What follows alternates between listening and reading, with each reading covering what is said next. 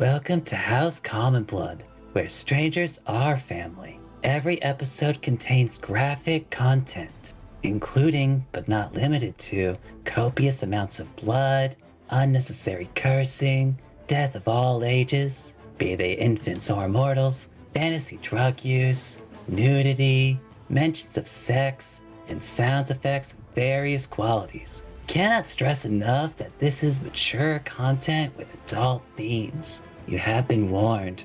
Anyone got a light?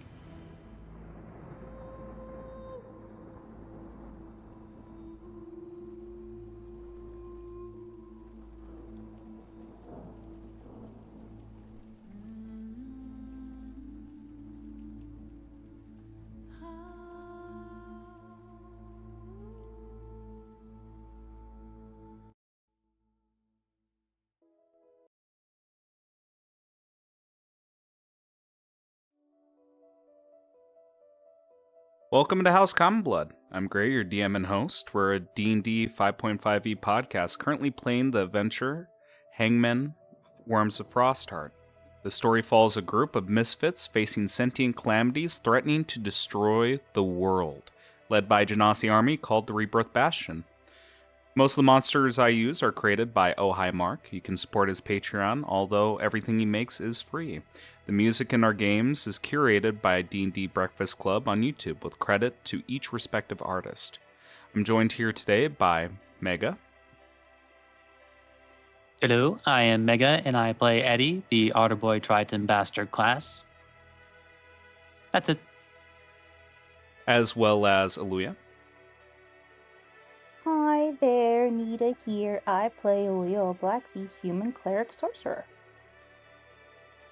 As well as Rakuzan. Hello everybody, I'm Recusant. I play Mavet Sohafidash, the sap that holds the party together. As well as Moomin. Hello, I play Seer, a alchemist fire genasi, well, that is always on fire. And finally, Tyler. Hello, one and all. I am Tyler, and I play Gumo, the reborn bard, who is now doubly cursed. All right, who can tell me what the hell happened last session? I don't think anything eventful happened. Things and doodads. And stuff. Exactly.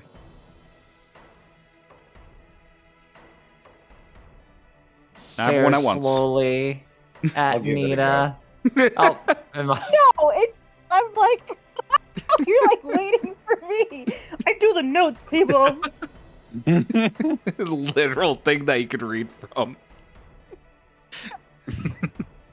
I don't know how to read. Annoying, I say as a an writer. annoying asshole guy poofed off Okay. into glitter when I tried to peer into his mind, and he caused a rupture in the world because he used a very high level spell. Then we have Camelou. He is wanting to go back to his tribe. He's also apparently We start invisible to heading- giants. That is a good point, yes. He was invisible to the our giant friend. We start making our way to his tribe, and we encounter a search party while we're pretending to be a chain gang. I believe we avoided them, and we're walking towards the tribe. Mavet goes into the woods, finds out he has a lot of kids, takes half of them with him, half of them go away. The party makes it to a village, and that's about all I remember. Yeah, Well, there's there's one also event that Corvex. happened in that village. Well, there's a village and then there's Corvex. There's a guy about to be executed that's important that I really don't know much about. It's That's in the fine. notes. What To be about the fair, invisible giants?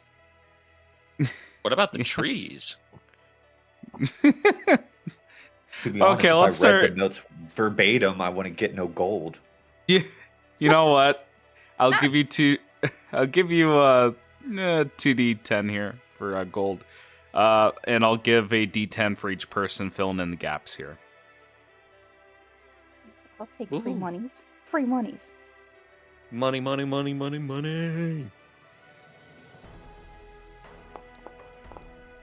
What the hell? Wow, that was awful. Oh wait, you got the one. I'll Yep. take it. What the hell No, are you guys? You got the one. You got the one, not me. I didn't say roll yet, you doofuses. I said fill in the You guys fucking didn't get to gaps. win. Oh, okay, understood. Oh. We got excited You- about money. Jesus. I can I was- re-roll my one.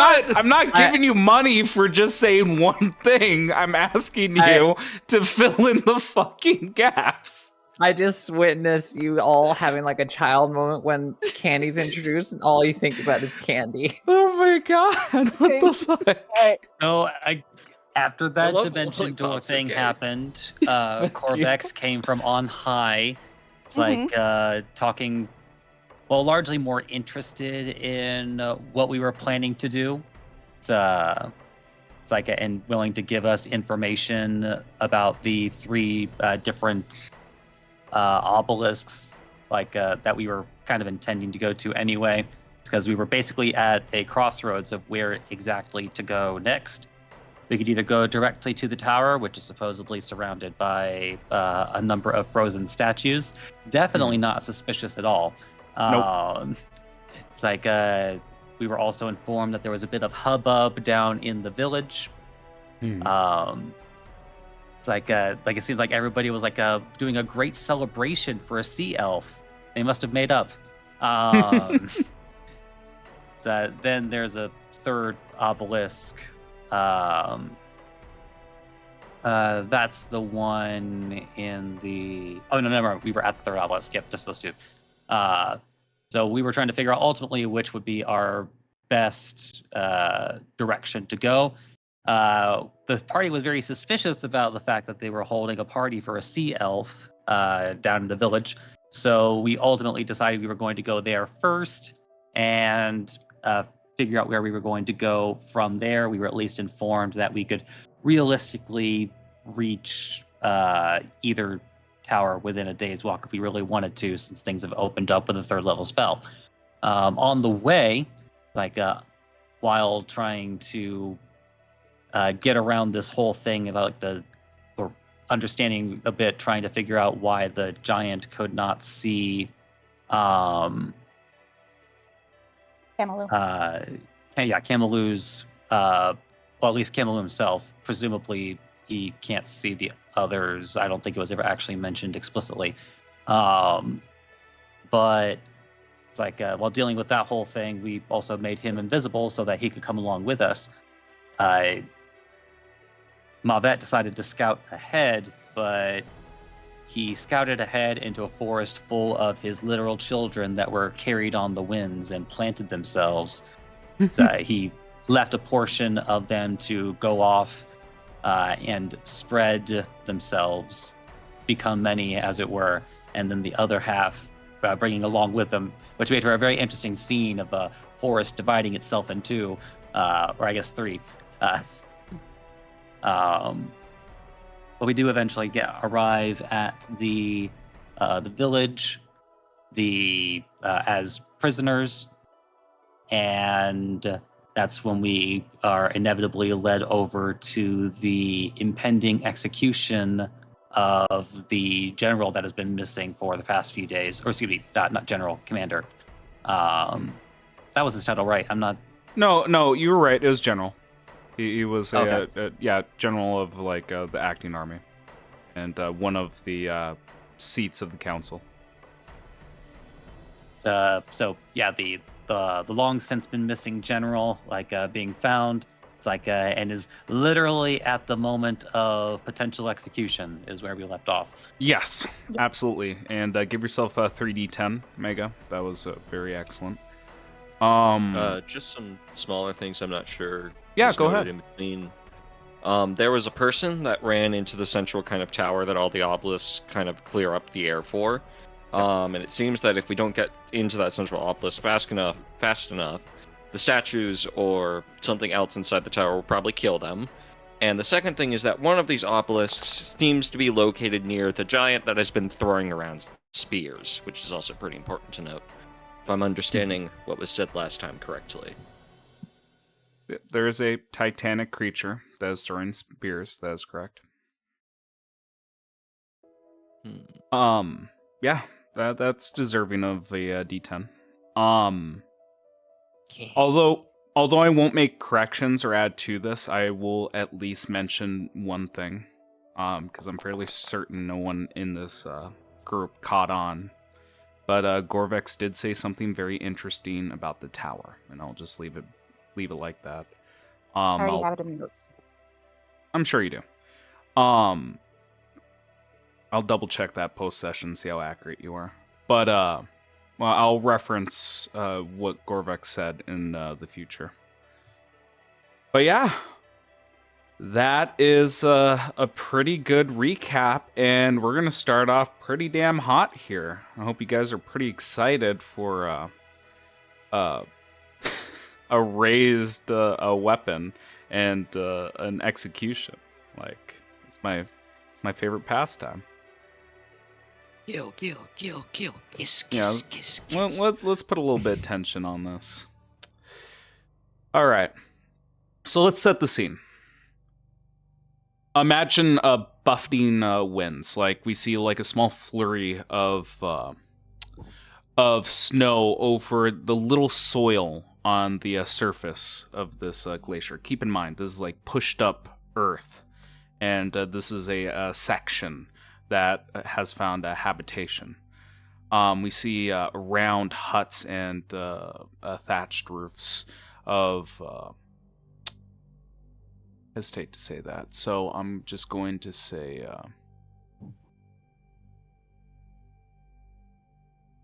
I don't want to say wheat, but it's something close to it. You see thatched roofs, all dome-like in appearance, and strangely enough, painted in the same pattern as these centaurs, a giraffe pattern. And it sticks out like a sore thumb within this clearing.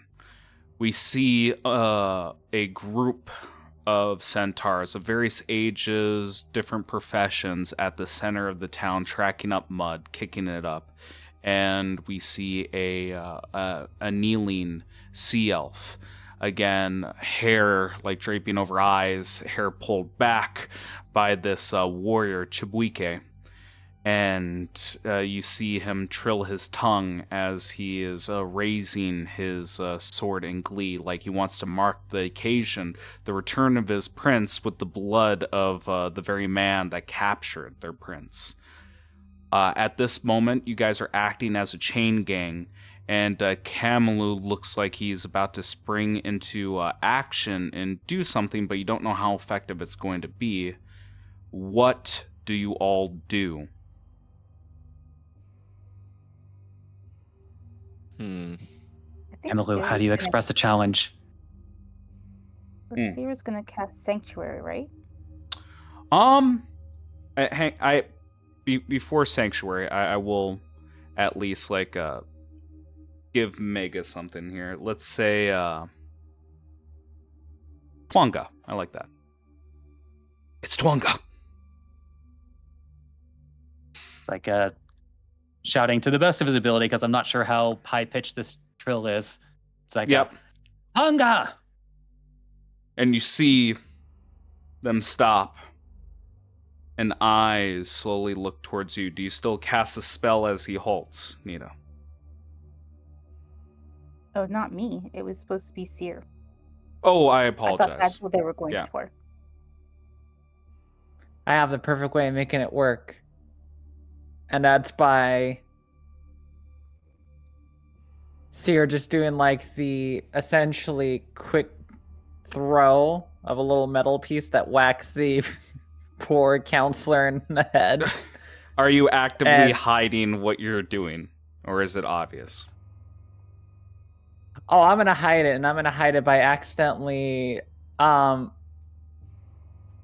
launching fire as if I did a sneeze, which I can with produce flame. So I just basically be like, launch it down, hit the ground, not at the but essentially kind of like that. If not, I'll have to make it obvious. No, yeah, no. I'm actually going to lean towards you. Typically, a subtle spell would be used in this kind of situation to hide your spell casting, but rule of cool here. I like the situation. There's a lot of chaos. Typically, I would have disadvantage now that all eyes are towards your group, but because everything's happening simultaneously, make me stealth check straight. Advantage, disadvantage. Oh, I'm great with stealth. Give me one Yep. moment while I get that open. While that's happening, the centaur looks towards you, Eddie, and I think at first you hear a tribal tongue, and it's towards Kamalu.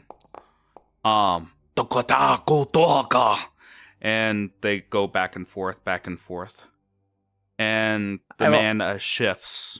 Go ahead. I will flash a genius that too, turning that into 17. 17. I'd say that's sufficient. That's sufficient. It appears that you stealth during this, or at least with your casting of the spell.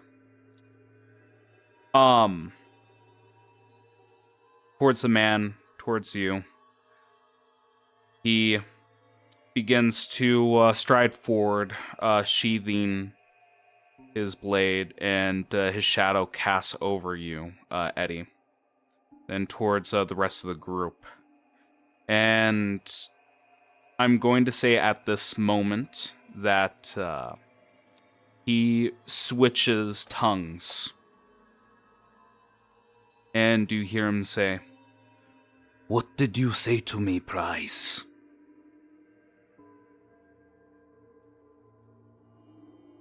I at least hope I said it correctly. Unga? Do you understand that word? It carries weight. I mean what I say, and I say what I mean. Who are you to make request, to challenge my authority? Who are you to challenge my ownership?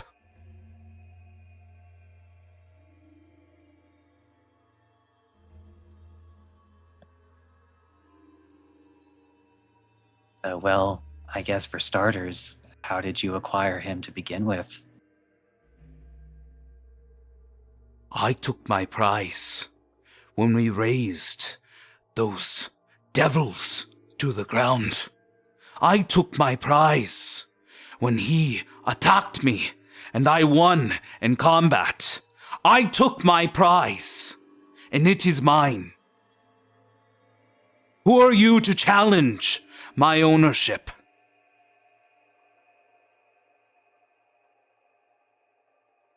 Here's my question. Was it honorable combat?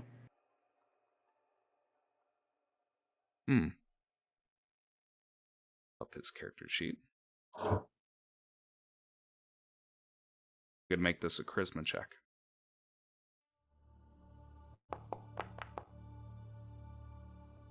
Oh, Jesus.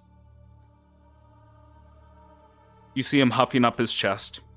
And again, when we have low rolls with a charisma-based roll, it is just they're not conveying what they want across. He was attempting to deceive you, and towards the rest of the tribe, you see him huffing his chest.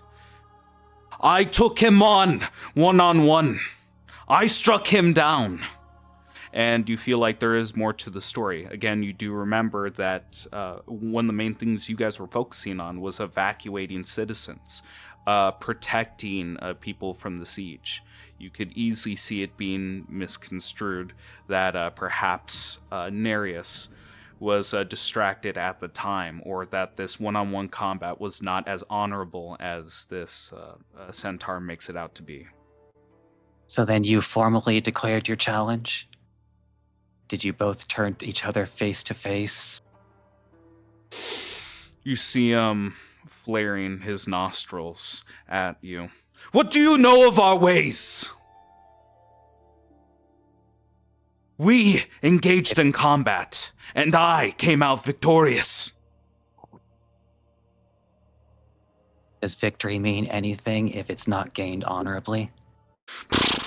And you just see him beginning to dig his hoof into the mud. And his head swivels towards Camelou. What is this? Silence your prize! And you see Camelou stain his hand, and a brow begin to furrow at the hesitation. What are you doing?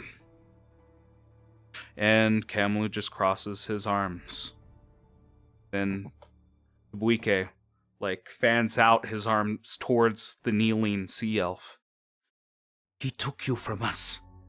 He is responsible for the death of all men. What are you doing? Silence your prize. This should be joyous. And Camelou does not interrupt you, Eddie, as he looks towards you, wanting to see what you will do next.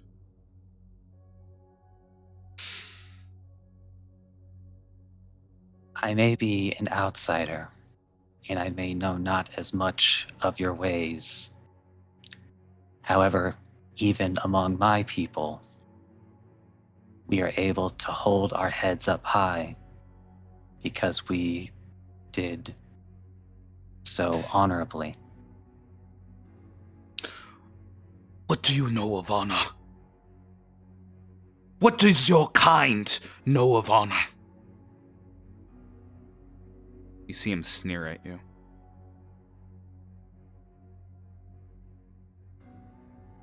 Me and my family know what it's like to be displaced from their home and having to rebuild themselves elsewhere. You see it hit steep.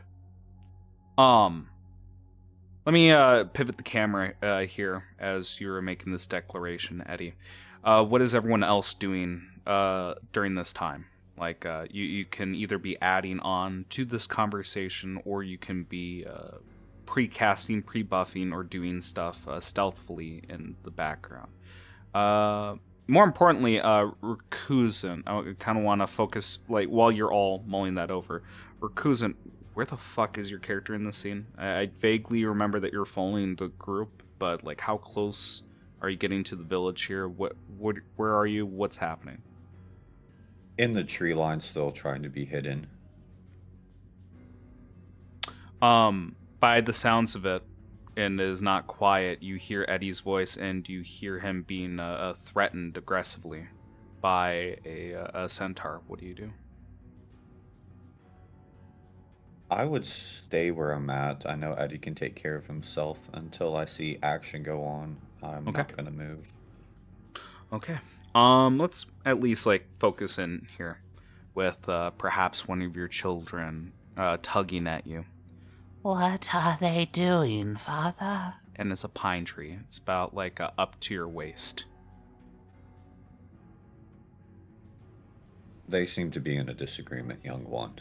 But you see Dis- the otter over there. Agreement? He is. Do they not Yes, agree on only- everything? No, that is something wrong with their kind. They don't typically agree. It seems foolish not to act as one. Not all are like us. And it shakes its head. Focusing in back at the village here. Aluya, Seer, Gumo, what are your characters doing during this confrontation? I'm just- probably trying. Gumo's probably trying to figure out a way to stealthily get his sword to his hands, so that way he can use it as a casting focus, if need be. Okay. No, I like that. Make me stealth check. And this isn't going to represent the here and now. This is going to represent what you're doing over the course of the conversation here. We don't know where it is, but we'll at least say that you are getting it ready. Perhaps it is close by. Perhaps it's on Camelou himself. And straight stealth check. Understood. All right, I'll be 15. Anything you'd like to add to that? Yes. I will be adding my knowledge from a past life. Okay. What's the flash? Tell me what this looks like. Like, what's the knowledge that helps you out in this situation? So there's kind of this shot in a moment in his mind where perhaps some part of his damaged spirit flashes back into his body stronger than before. It's almost this like dark underground jail cell, and there's an officer standing out, or some sort of official standing out in front of it. And due to his kind of past life of performance in the arts, especially with the sword, he's, there's this almost bulge in his throat as he kind of tucks out the hilt of his blade and pops it, cuts himself free, and then slashes his way out of the jail cell before fleeing into the night. And it's that I like that. memory of trying to hide it in that moment that comes back to him. Give yourself inspiration. I like that scene.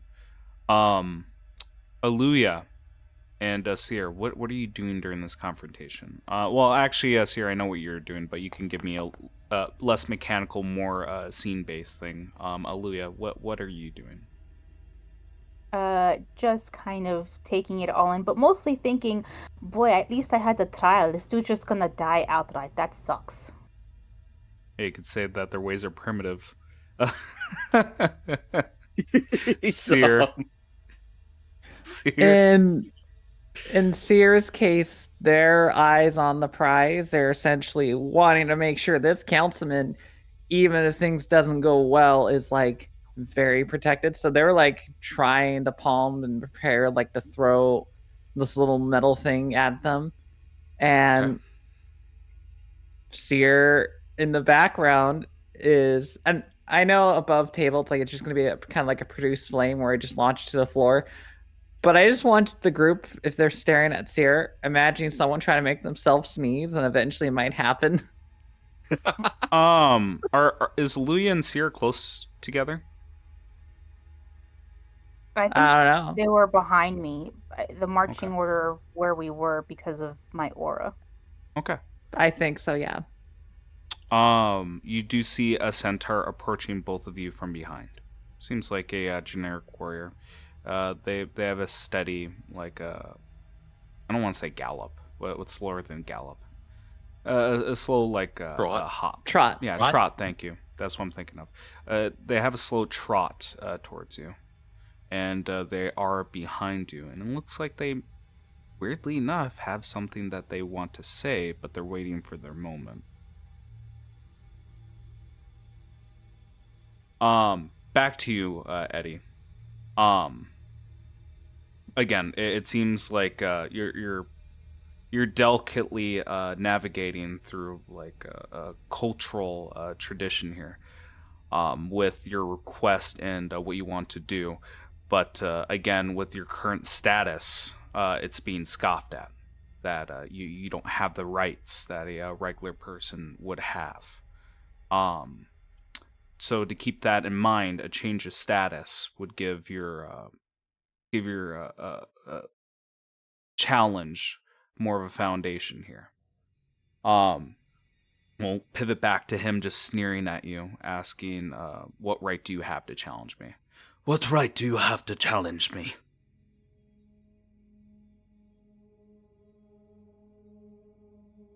Well, it would only make sense then that if you question my position, then what say you that I earn my freedom?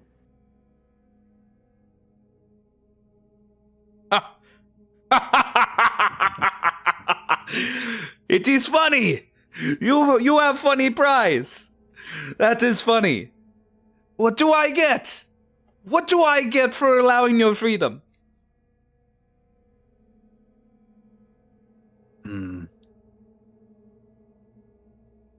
I suppose the support of my family might be a good wager.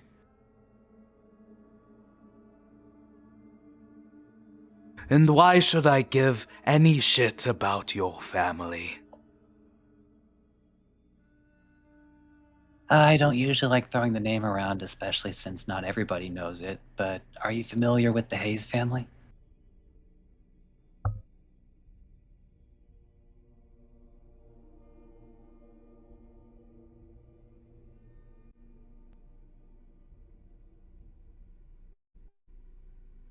He's stunned into silence.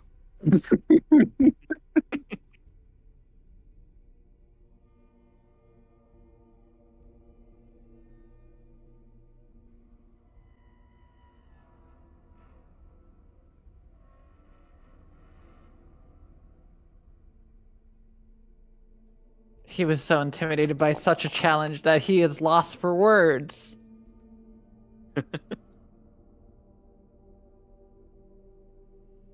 Or Gray died. Or Oh, he's I rolling. apologize. I was Second speaking. I was speaking the entire time. Oh, So let me reiterate, and I guess I'll do reroll because I wanted to at least add weight to it. What I was saying is that there is potential that this tribe, this person has heard of your family name, but it is an isolated tribe, and the only reasonable thing, unless you can add more reason how this isolated tribe would have heard of your family name, would have been through Frostheart, through intel, cloaks and daggers activities, and you've seen how they've acted. You don't think that they've done many operations considering their culture, but I would say that there's a 25% chance that that could happen. And because again, now that you can hear me, I'm going to re-roll one more time just to add gravity behind the roll, unless you can add more weight behind it. I mean, among other things, it's like my family is very integrated within trade. You're waging a war against those in Frostheart, right? Certainly your people would want... whoa. Yeah, there we go. His eyes begin to widen, and his grin begins to bear down at you. You see his teeth. A haze. You have found yourself a good prize. If that is the case, I think we can do something. Make me a persuasion with advantage, because the idea of using you as a collateral with your help to secure more trade is a appetizing goal to him.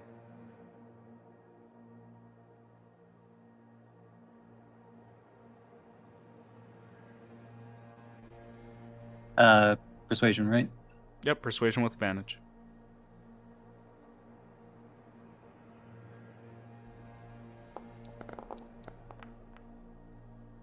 Oh, almost an at 20. Satisfied with that roll? So, yeah, I don't think I would realistically be able to guide in since my hands are bound. So, No, it makes sense, and I appreciate that. Just because it is a high roll, I also do want to remind the party you do succeed, but I want to remind the party I'm constantly thinking about degrees of success, so that means whatever DC I have in mind, I think of 5 above, 5 below, and I increase the boon or penalty based on that. Fortunately, you do meet the DC, you just don't exceed it by 5. This creature will say, So it is a challenge you want for your freedom? and this is at which point you can outline what you want out of this deal. He knows what he's going to be getting out of this deal, but it is your turn to outline what you would be getting out of it.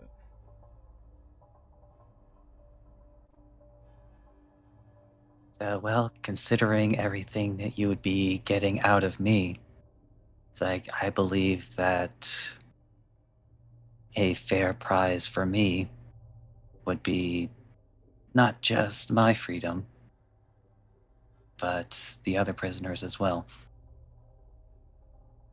And you see his eyes begin to widen at that. You have The audacity to ask not only for your own freedom, but the freedom of my prize? Well, if you're so confident in your abilities, you don't need to worry about losing, right? You just see it kicking up the dirt. I am confident. I am Chibuike. I am greatest warrior.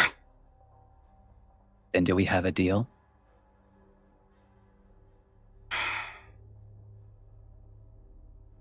You see him taking a deep breath. 1-on-1 combat. I will be a challenger. You or your... And looking at your friends. You or one of your prizes may challenge me, but it shall only be 1-on-1. I will accept deal. And it is at this time whether you want to challenge this man one-on-one by yourself, or if you want to slide the responsibility to somebody else.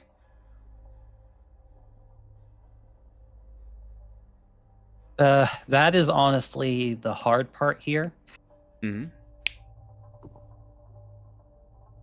because it really depends on the abilities that they have.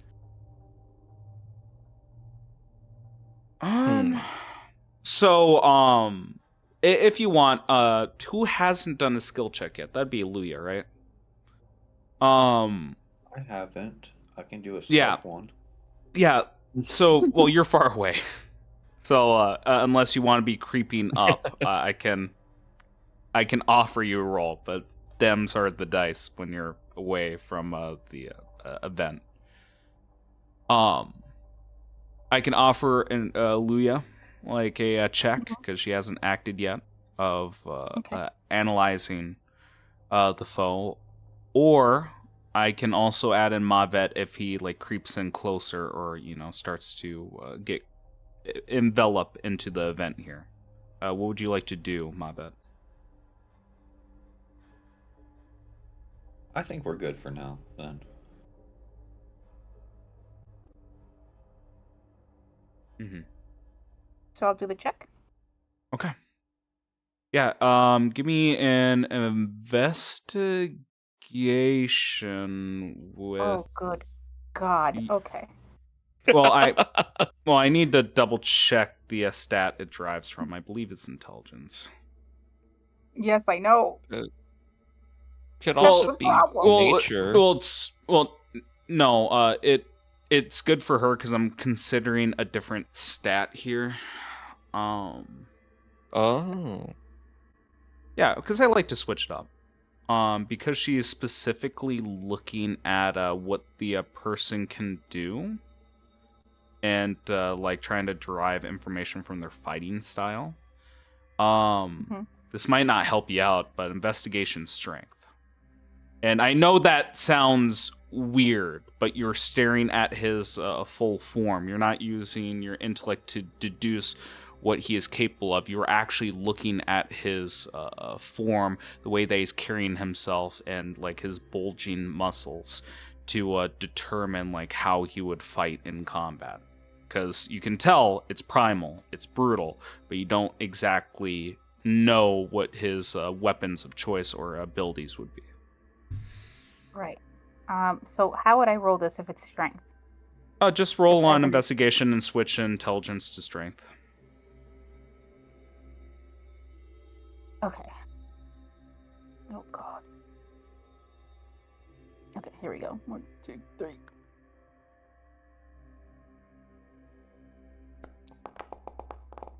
Oh, Wow. nat 20.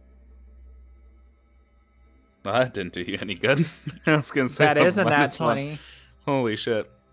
I'll get, considering your circumstances. So what wait. you go ahead. Sorry. I mean, technically, it is supposed to be a bit higher, right? Because she's using strength instead of intelligence. Did you switch the ability score? No, I did it as just investigation. When you do the So- pop-up, it'll ask you where the ability is deriving from. Yeah, because she's wearing gauntlets right Yeah, now. that's what. Yeah, that was the outlier to me. That's So then it would be 24. Yeah, thank you. 24. Thank you. Good catch, Eddie. With a 24, what I can tell you is appearances are deceiving. Although the man holds a bow in his hand, you can tell. Well, not bow in his hand. Although he has a bow stowed, you can tell that's mainly for hunting or extreme situations. You see that his preference is a shield and a maul that he carries with one hand. It is very heavy, but considering his strength, he can hold it with just one hand.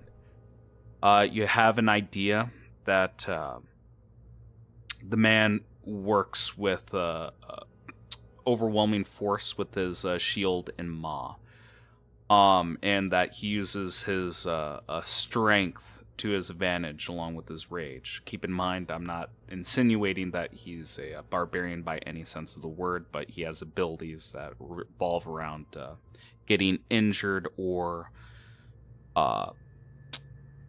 abilities that trigger from inflicting harm onto other people through raw force. More importantly, you see a shimmer across his shield, and do you believe that his shield is enchanted? Okay. And because of how high you rolled, is because, and keep in mind, it's because Eddie mentioned your gauntlets. I'm offering this because nat 20 does not mean the best possible result. Right. It is because you are exceeding 20, and you are 5 above my DC. I'm willing to offer you one last check. This one is a. I will allow you and Seer to take part in this, but it is an Arcana check. All right. Because So you before I notice do an my enchanted check, item. Yep.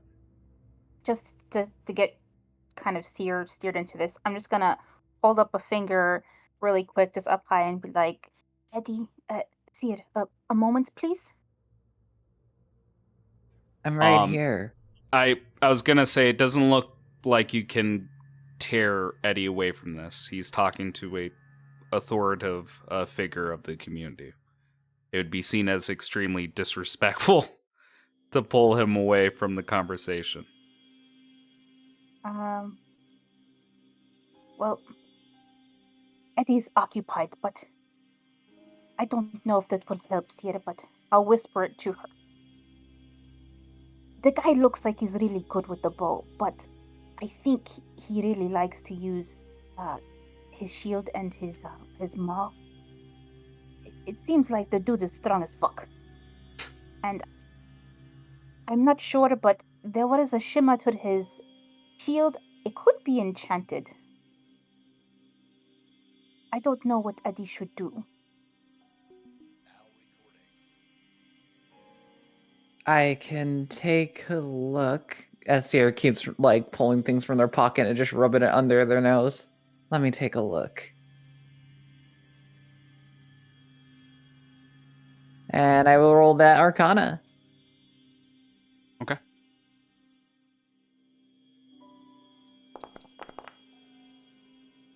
Holy.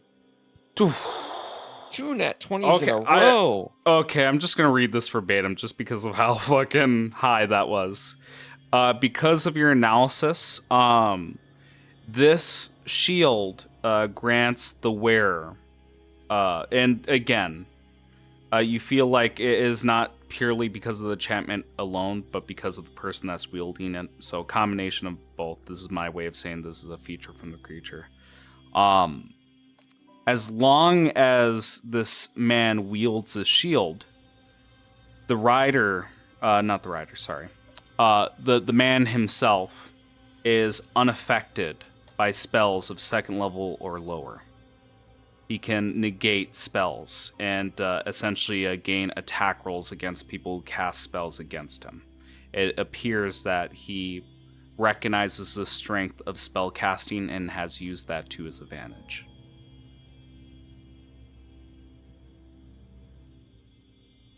But that also is clarification then, like spells used against him, like targeting him, or just Yeah, spells of those yeah. levels in general. It is of spells of second level or lower that affect him. So long, and this is the important detail, so long as he has that shield. If he is There's not a deprived of that disarm shield, action, is there? Sorry. Didn't mean to No, interrupt. I would actually have to look that up with the new rules. I know that there is an optional rule for disarm and that we've gone over it a couple times, but we'll deal with that bridge as it comes along. I'm saying that it is a tactic, though. Like, he does have shield on, but it won't be easy to take it off of him. It would appear spellcasters would be at a disadvantage attacking him. But I probably misheard then. yeah. So spells only affect him if they are level 2 or lower. Level 2 or No, lower? if they're level 3 or higher. Oh, Okay, yeah, you said, okay, you said yeah, one yeah, thing the yeah, first I time gotcha. around, the second time around. Yeah, I apologize. Verbatim. As long as they're wielding the shield, they are unaffected by spells of second level or below.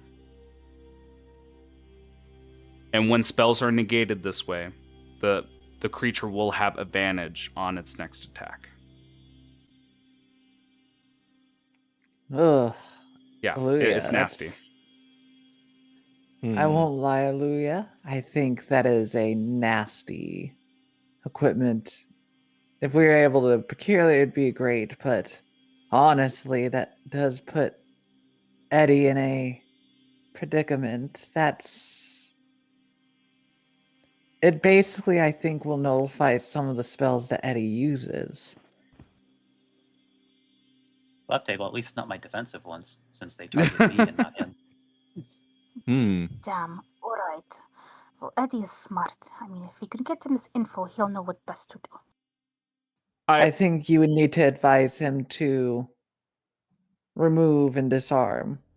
Yeah, I can say that although Eddie can't join the conversation, that you can pass the message along with ease. I mean, you guys are connected with this network. We talked about this before. This information is subtly passed to you, Eddie. So it is your decision, as this man does give you an option to pick your champion, whether it is yourself or somebody else that would represent you.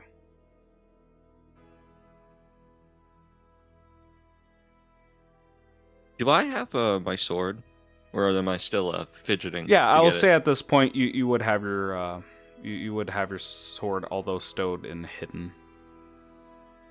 Yeah, I mean, I imagine I could just have the hilt and not have it out as the full blade yet. Gotcha. I mean, if I'm being honest, like amongst our party, as far as like being able to deal with a largely melee combatant, it would either have to be Eddie or Mavet. I can get into melee. Get into melee is one thing. Regularly dealing with a melee combatant is a different issue. But I think I've got a good spell list and abilities for that. Yeah, at this moment, I will give you guys roughly 3 minutes here to make your decision. I'm not going to rush you on this particular one. He is just asking for a champion for this duel. It will be one-on-one. Obviously, you guys can do ulterior motives during the combat, depending on how well you hide it. But you have a rough understanding of his battle style. It is mainly melee, not sword and shield, but sword board with a maul, and the shield gives him a trick up his sleeve that unfortunately has been revealed. I mean, I can take a lot of what he can, but I don't know about removing him of his shield. Well, even if we're not just considering removing the shield, if we're just talking about a straight up combat,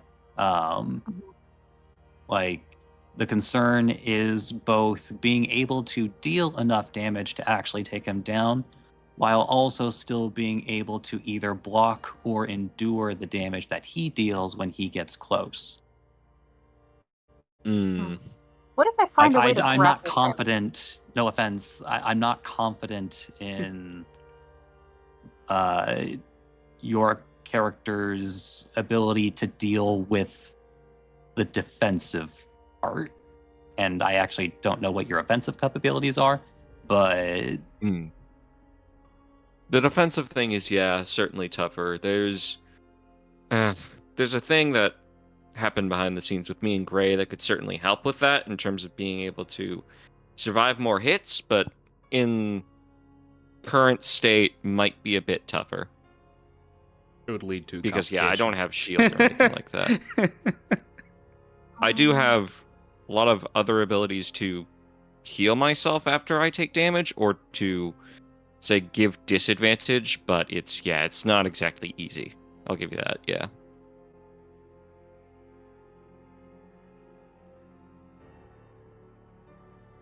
then Mavet. It's like trying to remember his composition again. Druid and Druid I think and the Monk. main problem... I think the problem with Mavet is that he's not currently here with us right now. Oh, that's Because not. otherwise, and it'd That's definitely not an be a issue. great pick. Oh, it's not? Okay. It's not. I'm pretty fast. Well, it's not just that he can be called at any time. I more meant Mavet's for the challenge because he just become. yeah. Mavet is also a good option, I believe. He has astral arms, like be good for this situation as well. But I'm also dealing with not just mechanically, but also like from like the context of this. Like Eddie is being given the option to have a champion, but I wonder if he would be respected less if he passed on his challenge to somebody else. Okay. It's very true. Yeah, It would but, definitely be better contextually too. Yeah, but on the bright side, you don't. You're definitely not fighting to the death. But yeah, like it is a question. I mean, of for what it's worth, I can actually cast a bunch of level 3 spells, comparatively go. speaking. Nice. And I do still have access to like weapon use without having to use actual spells. Mhm. What if I grapple him and just keep stabbing him with my spear, and then he gets shocked by my grapple? Because I can't hug people, and this is the only time I can get my hugs in. What? Hug me. Uh,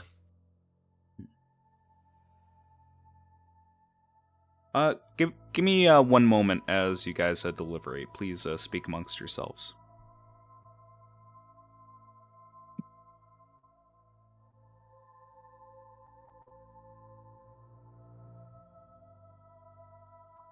But yeah, especially with like the defensive part of things, like we also don't really know like what his to hit roll is. that's true. Could be very high. Like just as an example, if it's like a plus 13, that means that, you know, like on just an average 10 or 11 result, like they're hitting a 23, 24 armor class.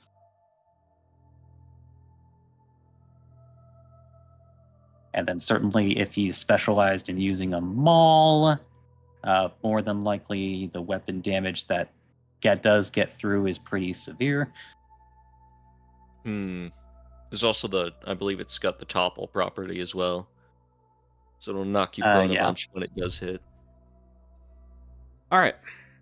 Well, what are you guys feeling?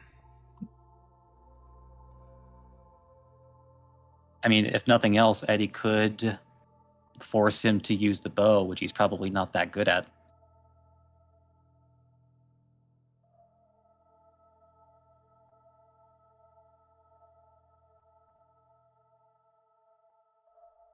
But it's like personally, my mind is still technically between Eddie and Mavet, but I am leaning more towards Eddie because of the social component of this challenge. Hmm. Does anybody have any other thoughts they want to vocalize about it, or anything I haven't considered? Nope. Let's make it happen in the situation of things. It's one of those things where it's like, oh, it's just gonna be an interesting fight, you know?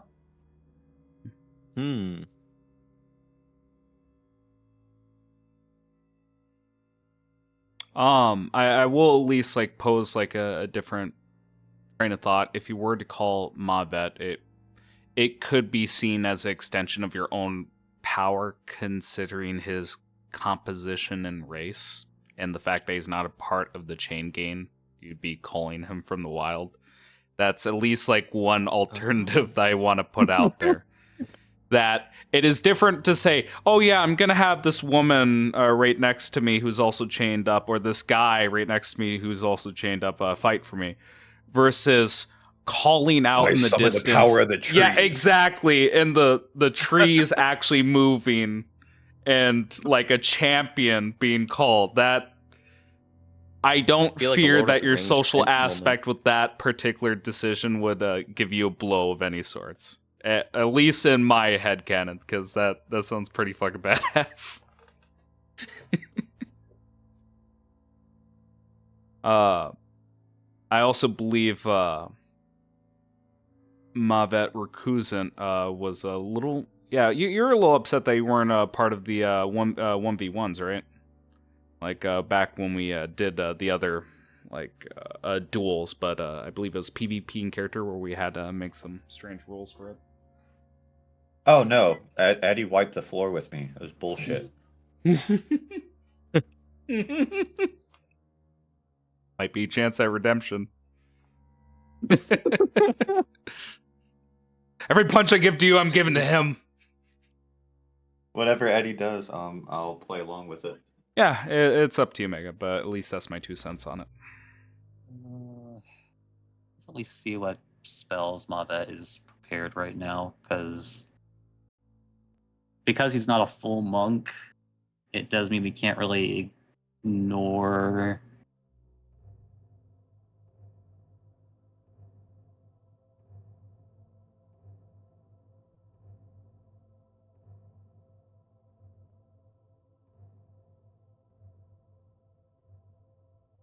Oh dear. That's always a good reaction from looking at somebody's sheet. I'm just a bit... I guess it's because I'm using a known caster. I can't tell which of these spells are prepared and which ones are just here on the list. There's a what the hell is it called? Should be like a symbol. Yeah, I was gonna say the symbol on the far right. It should be a glow. Yeah, it's just to the right of the roll button, or the roll number rather. Need to actually open up the sheet to actually mention anything about it. Yeah, okay. It's the star. The star to the far right. If you see the gold star, he has it prepared. So he has entangled, healing word. Speak with animals is always prepared. 2nd level. Aid is always prepared. Blindness, deafness is always prepared. Enlarge, reduce. Gentle repose. Hold person. Moonbeam. Pass without trace. And animate dead is always prepared. And gaseous form is always prepared. And he has revivify, wall of water. Wall of water is an interesting choice I haven't seen you use in this environment. Not in this environment, but I have used it. Actually, when the terrorists attacked, I surrounded the party with water. Yep. It was a very good use of it. Yeah, that's what he has prepared.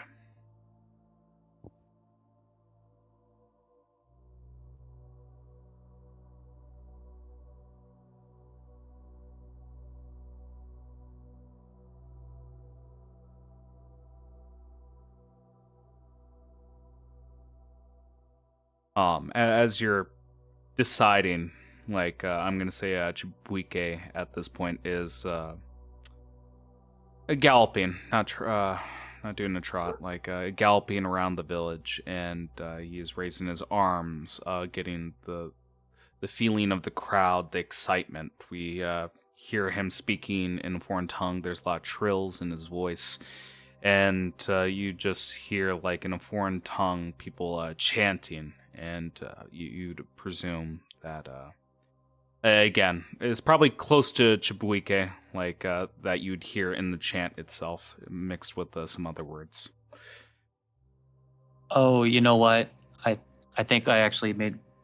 If you guys don't mind me making this decision for this specific reason, Gotcha. I actually think Eddie would prefer that Mavet not be in the one-on-one. Okay. Because I think what he actually wants to do is specifically make sure that whatever is happening, like during this one-on-one, Mavet and also by extension Aluya and the others with the better perception scores, looking around to make sure that he isn't cheating. Okay. I like that. Because like Eddie does have an okay perception. It's like but I don't think it would necessarily be enough to spot it. It's like immediately. And this guy, since it's been pretty clear that he is not above using extra combat tactics to get what he wants. Extra combat tactics is such a good way of putting it. It's like because like if nothing else, Eddie can still hold his own for the most part in mid combat. It's like and then at the very least, if we can prove / determine that he is using outside help, then that might just be an invitation to have an equal number join in response. What are you guys' thoughts on that? I'm good. I especially like the idea that if he does fuck up, that we can actually hop in.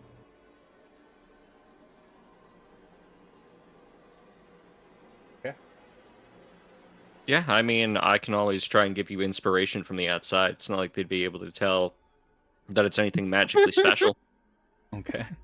Also, I can activate Trokin because he doesn't. It's not a spell. It's just like this little. It's still using a magic item. It'd be the equivalent of using a wand, a magic missile. They don't know what Trokin is. Yeah, they He's an don't know. adorable Yeah, they don't know what the fuck it is, but they'll see the effect. They don't know what a It's my gun is, emotional but support You troll. hear the bang and you see the result. Like I said, I you will guys say can. I do have a blanket and sealing wax in my inventory. Shut up. You guys can cheat as well or add support, but the ground rules are very simple. Just no outside. Hey, bardic inspiration isn't cheating if I'm cheering along with the rest of the crowd. Subtle spell bless I stand by what I said. You guys can cheat, but the ground rules are no outside help. Should I subtle spell haste on Eddie? You could. Like I said, we'll deal with all of that. You guys can. Just understand if you get caught, there's consequences. But you guys can cheat. It's subtle. It's perfectly They can't fine. see shit. Yeah, I know. I'm speaking towards the whole party. God damn it. Mine's not even cheating. Let's keep all right, things. We're getting sidetracked. Yeah, I was gonna say I wanna focus things in here. So before we continue on with you, Eddie, I want to talk about the centaur that walked up towards Aluya and Seer, and as Chibuike is doing his gallop and entertaining the crowd, and Eddie is presumably like whispering amongst the party. We see this man, a very ordinary man, just lean down, like very close to Aluya and Seer, uncomfortably close. And you hear him say, "What are you doing here?"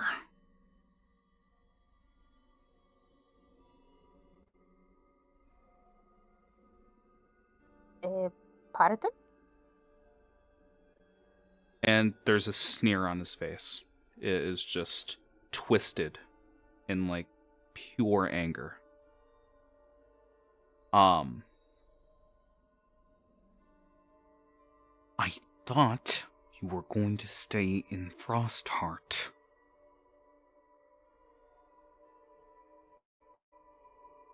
Well, strange. Centaur person. Clearly, we're now prisoners.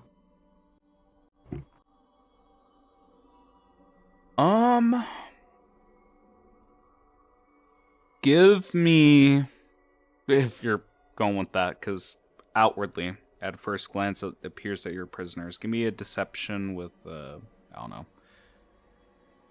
Yeah, charisma. I'm not going to make it weird. Double disadvantage. Double disadvantage.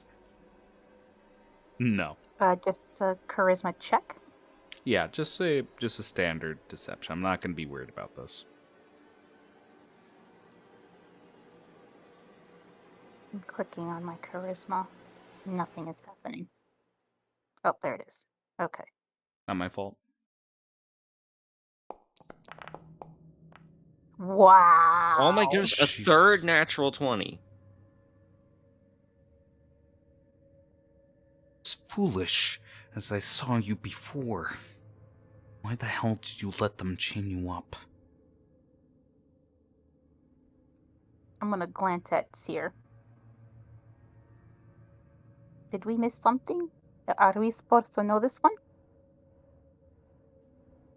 I'm not good at inciting, but I will incite if I recognize this person. Not because of them being a centaur, in a sense, but because of our backgrounds of dealing with people that could look like other people.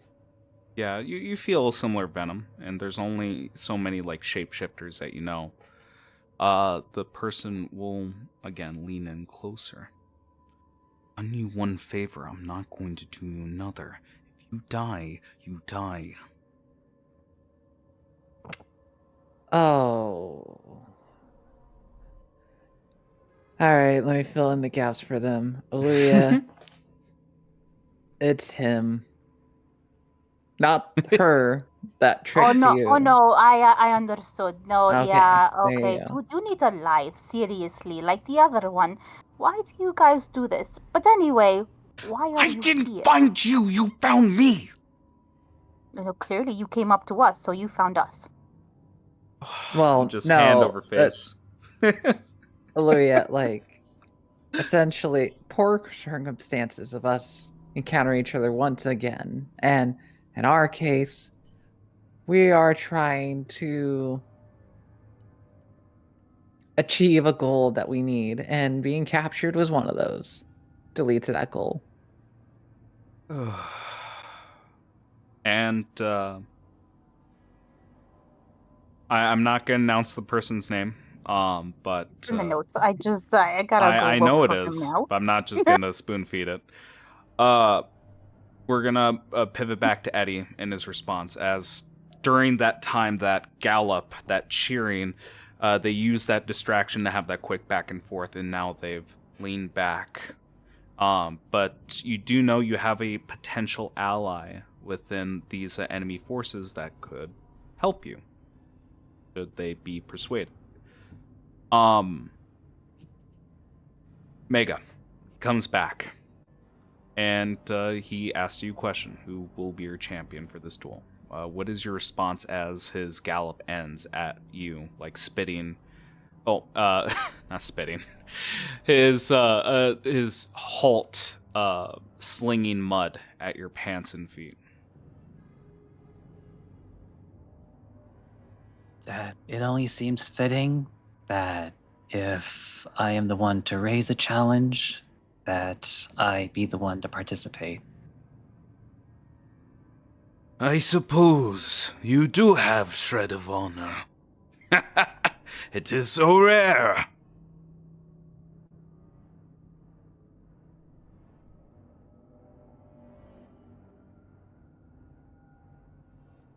Unless you have a comeback, he will begin to lead you forward towards a area without buildings, people, mud. It is just a plain, like a snow plains, like nothing special about it, no specific terrain, just flatlands. Not far away. Actually, Eddie's Minutes. comeback would be. Okay, go ahead. Eddie's comeback actually would be, and it's like, well, yeah, and I would hope to expect the same amount of honor from you.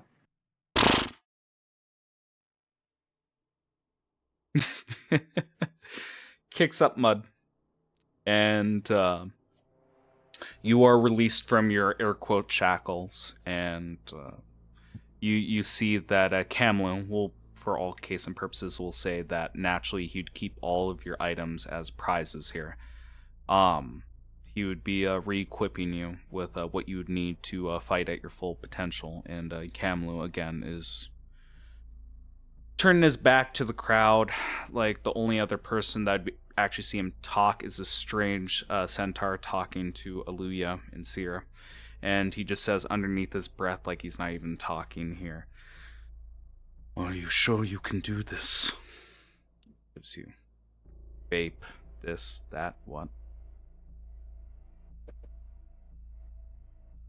So, well, it's a bit up in the air, but like after all, your people seem to have a variety of tactics. But if nothing else, I can at least frustrate him. He is what I would call a dancer. And you see a sneer at the term. Again, giving you more spell components. Other items that were on your person.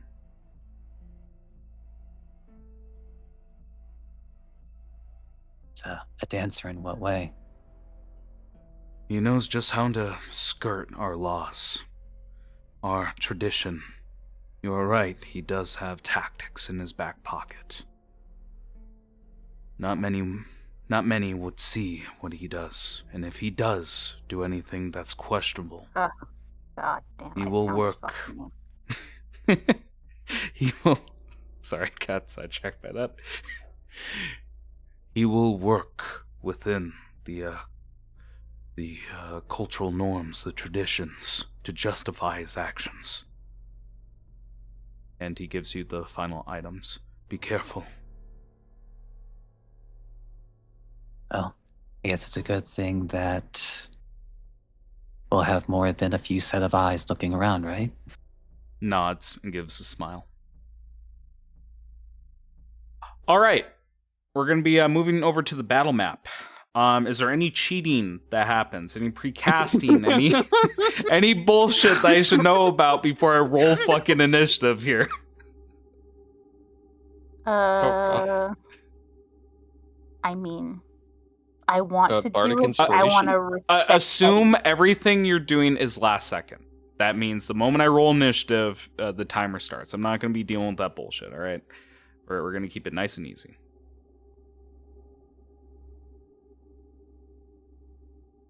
I will respect the boundaries of this fight. Oh, so you're I taking am the boring not route? going. I'm not going to cheat because I was very fortunate on the cheating part with like making sure the counselor's alive. So instead, what I'm going to do is that if Alia spots someone or anyone says, "Hey, that weird guy over there," I will enlarge them so that they cannot hide because they're enlarged. Keep in mind, before they walk towards the designated area, you do have an air quotes ally on the enemy side. If you have something clever that you want to do, say tampering with the opposition's equipment, or say switching out a certain shield before he goes on to the field, that can happen. If you catch my drift. I mean, that would be extremes amount of cheating that I would not dare. So what do I need to roll? What do I need? But again, it is up to the party. I'd prefer to have a majority on any decision that you guys decide on before the duel starts. Just assume that like this is the time where both groups are going to their communities, getting ready. 5-10 minutes is going to pass with each person getting ready. And again, obvious spell casting is seen as cheating. whether it's through a magical item Oh, so or bardic through a spell. inspiration's good. Magical effects that are not on your person as an item that the person is using. We're going to keep it very simple. I'm not going to outline some rule here. Like it's So just what you're very, saying is, very simple. as long as Eddie is the one wielding the things, Yes, he's okay. He'd be okay. That'd be a Eddie, perfect example. would you like to borrow my shield? No. Can I even benefit from your shield? Which shield is this? Oh, it's just a normal. Let me look at my shield. Technically, let me look. I Because just as don't far remember as if I you c- have the enhanced defense shield or if you have your repulsion shield. It is my repulsion shield. You are fighting someone that might be primarily combative up front, so imagine this giving you a bit of an edge on pushing them back. Well, if I recall correctly, in order to benefit from that shield, you do need to be attuned to it. Let me double check it, making sure. If it is Because you might be attunement, you correct. could. Well, I was gonna say if it is attunement, like you could argue for time, but again, time is also of the essence. So you could do some gerrymandering here. I mean, I'm using my 3 attunement slots anyway, because like one is my staff of power, one is my boots, and I might actually be making use of that in this fight, and then one is for the armor that I'm wearing. I could give you my shield. It's a +1. It's not attunement either. I just a was gonna straight up say plus one my shield. shield is attunement. So take a Luya shield. That's definitely the smarter plan. But what I will do instead is this. So let me give you a bunch of potions. All right, so this is the rules that we're going to work with here. All right. He's going to say in his own native tongue, and it will translate as follows. No magics, rituals, boons, or abilities bestowed by any outsider may be called upon during the contest. All participants must rely solely on their own strength, skill, equipment, and inborn talents. I'll post that in chat. That'll be the rules, and that's how we can fuck around with, tiptoeing the line. Would Eddie like my shield? Eddie will at least take your shield, since it would make more sense to have my AC as high as possible. Yep, okay. So definitely. Here you go, Eddie. Make good use of it. The real question on everyone's mind is Eddie, if Eddie is gaining a shield, is somebody else losing track of their shield?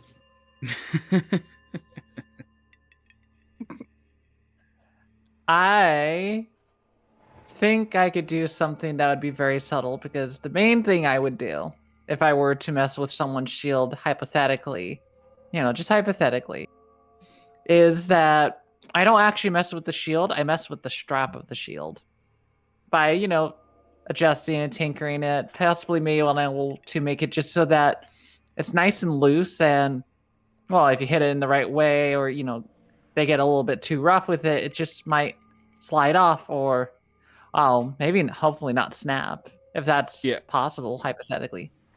Yeah, that would be hypothetical, but you would not be the one interacting with it.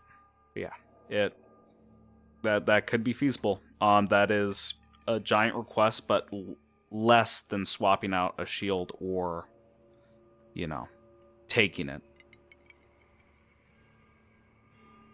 Oh, I'll take it. I'm just not going to take it now. Hypothetically, I'm just going to mess with it and make it seem entirely useless at a certain point.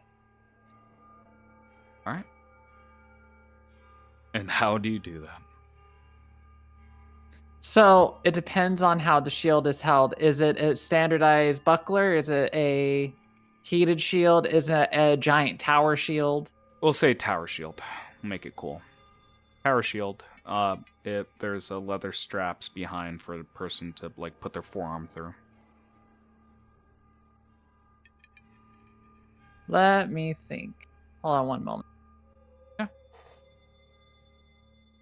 Because if we're talking about like a tower shield, the main thing I would love you to know, since they tend to be extremely heavy, besides the straps being like important, the most important part of any shield is the grip. Mhm.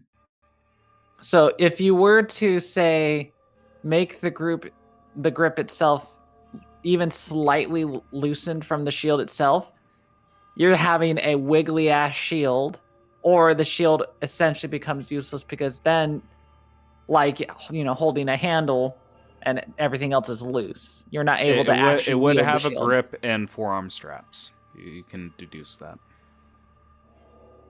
I'm aware. What I'm trying to do, though, is I'm trying to make it as subtle as possible because it's going to only be affected once they get into combat. So when they first try to use the shield against something, it then will immediately have keep in issues. mind some other force needs to interact with it. It cannot be anybody in the group. It either have to be familiar, Mavet, or again the centaur talking with you. Like it needs to be an outside force that can interact with the equipment as they're prepping the man. And you even see in distance like other people are grabbing his weapons, his armaments, getting them prepared. Oh, don't worry, I already know. Okay. Looks to the centaur man and just simply says, "That potion was very useful, wasn't it? I do have another, if you're willing to do just one thing."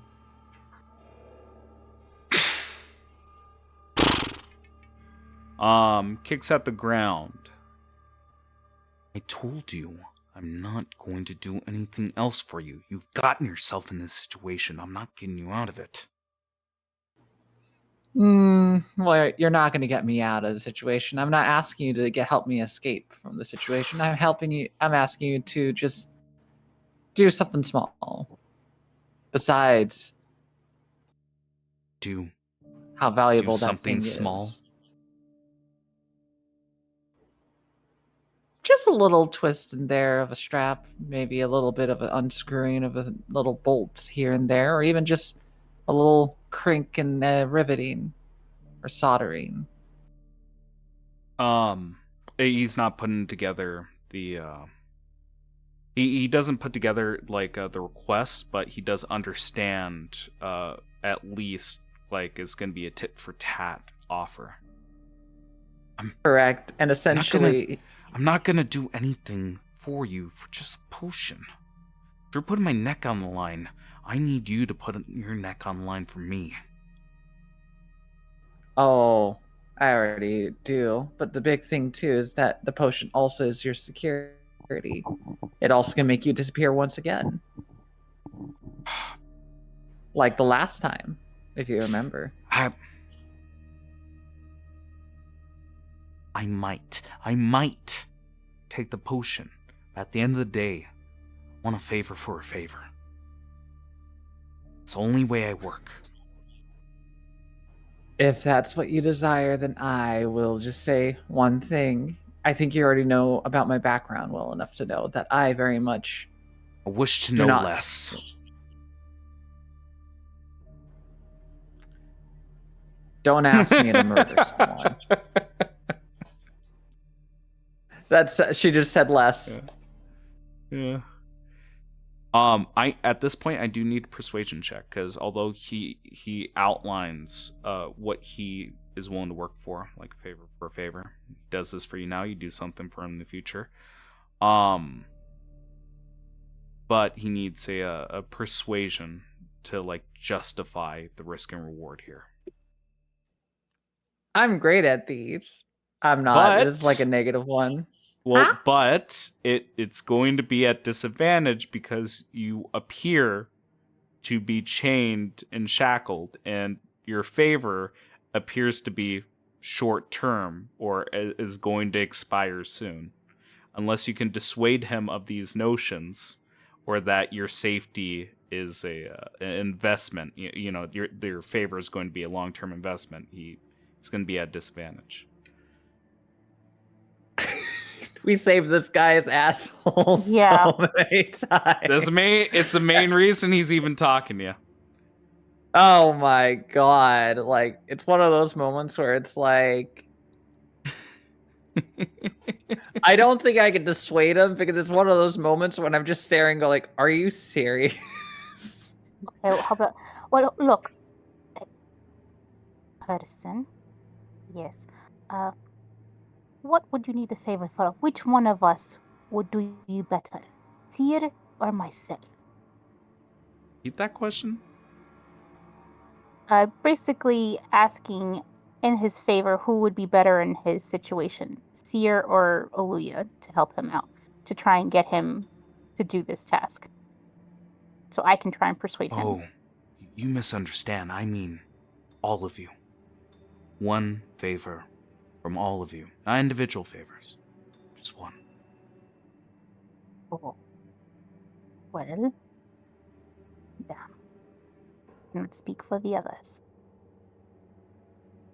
I don't think you'll be able to. You don't have a lot of time.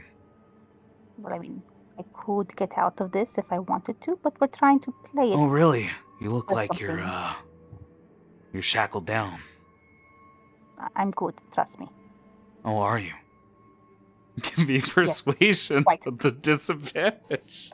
Can I give advantage by flashing my blade for a second?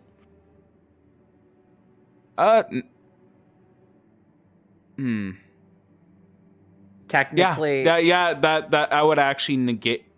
I wouldn't even say that'd be imposing disadvantage anymore. I would just be imposing advantage if you were to flash your blade at him. I'm gonna let the stealth check ride. Okay, so I'll flash the blade for a moment. Yeah, you do so.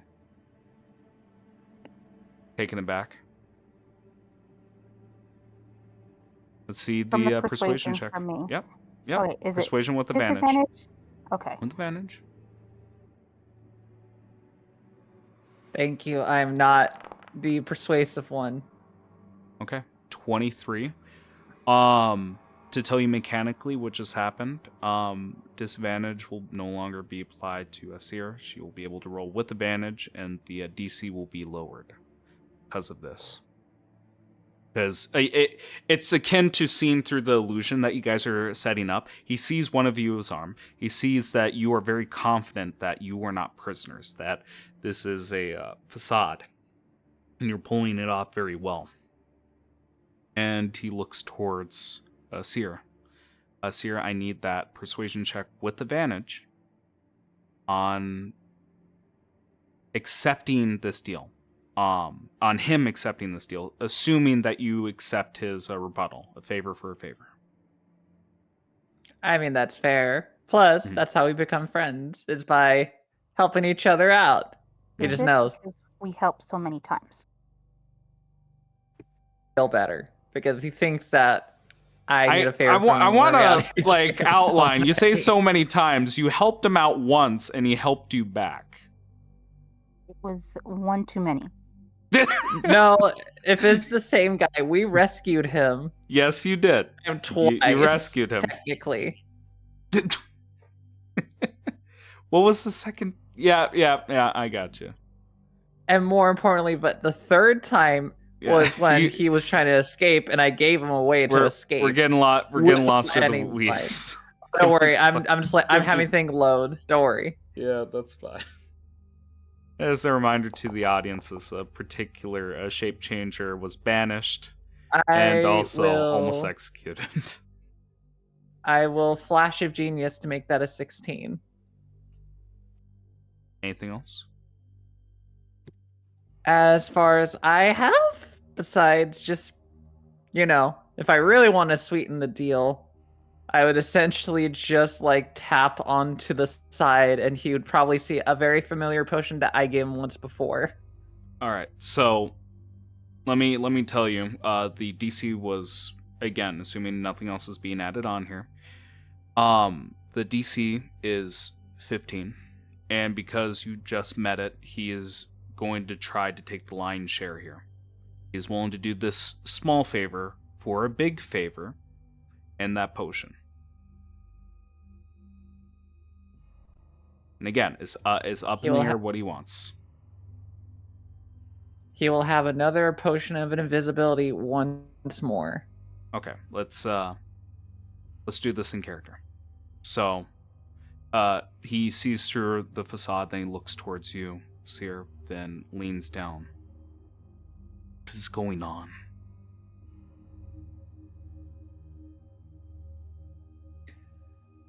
Honestly, we're trying to make it so that everything in this whole place doesn't die from the craziness of my kind. So the best way I can explain it is that us here is us trying to rescue someone as well as get onto our next leg of adventure that will help us be able to save this land from further destruction.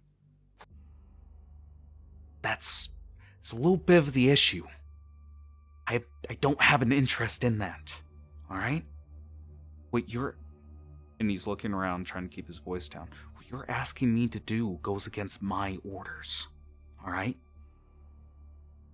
That man is supposed to die. I'm putting my neck on the line for you. Understand? I certainly do, which is why I gave you away.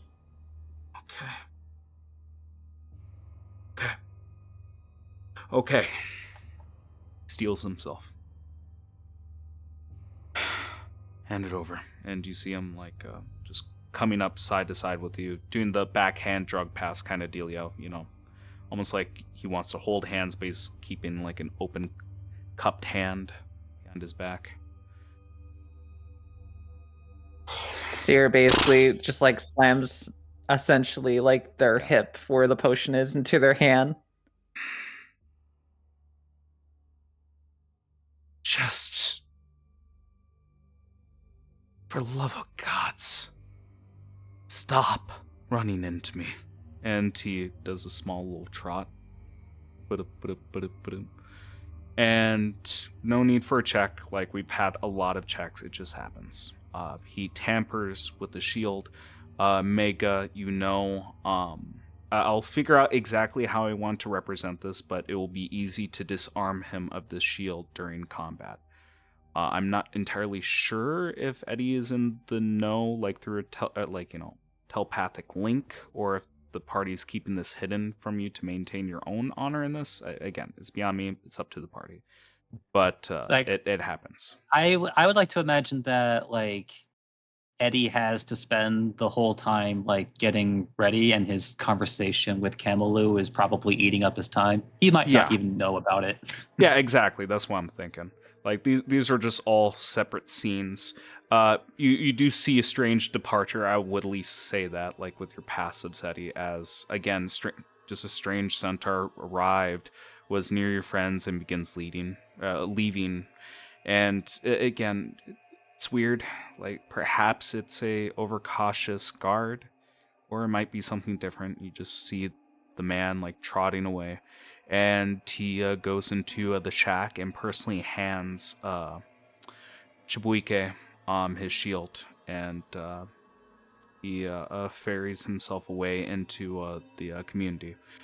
You know that there is a shape changer, possibly more amongst the crowd here. That said, anything else I should know? If not, I'm gonna focus on Mavet for one moment, then we're gonna start the duel. Like, Eddie, is there anything you have in mind talking with Camelou, getting yourself ready? I mean, as he is getting himself ready, it's like, by my understanding, I don't think it is against the rules for him to at least activate two things on himself. It's okay. One of them might be maybe a third thing, but that one's a little bit iffy. It's like as he is grabbing his staff once more. Yep. It's like it's already his packed weapon, but it's he's going to be continually. He's going to be continuously making sure it is shillelagh'd up until the point of the battle start. Yeah, absolutely. It's not caused by an outsider; is your own ability. The second thing he'll do is he is going to activate his shoes in case he has to. Okay. Done. And then, and this one's like the more iffy one. It's like, but he might as well see if he can at least take advantage of it if need be. Okay. The what's it called again?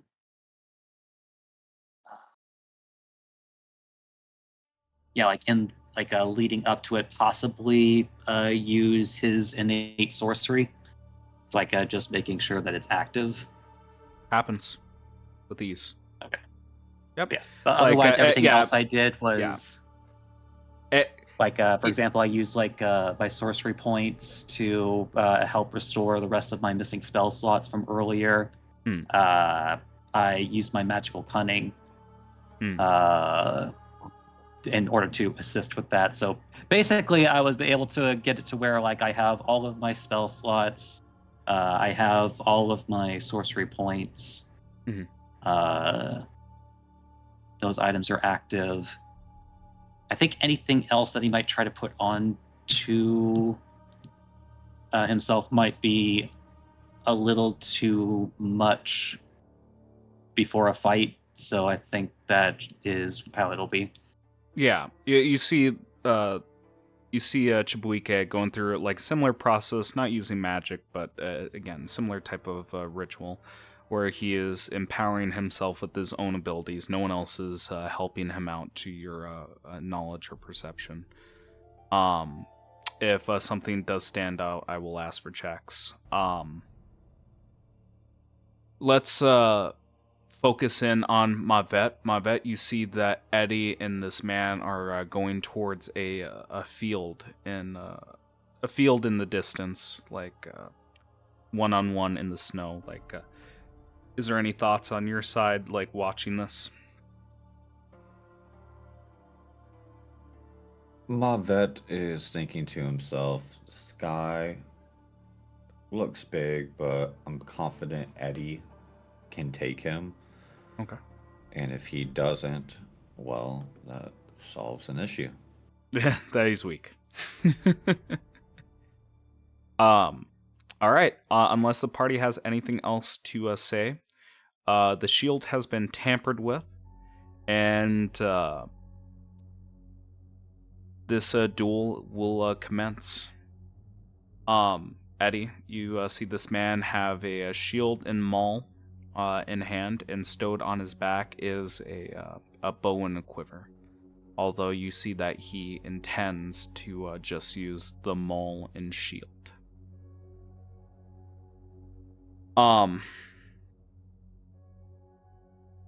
I guess there'd probably be one more face to face between the challengers as the confident Chibuike comes to you, Eddie, and just tells you with crossed arms again out of earshot. He will just tell you, "You are outclassed, outsider. You are but an otter. Do you think you can do against me? I've trained my life in my craft."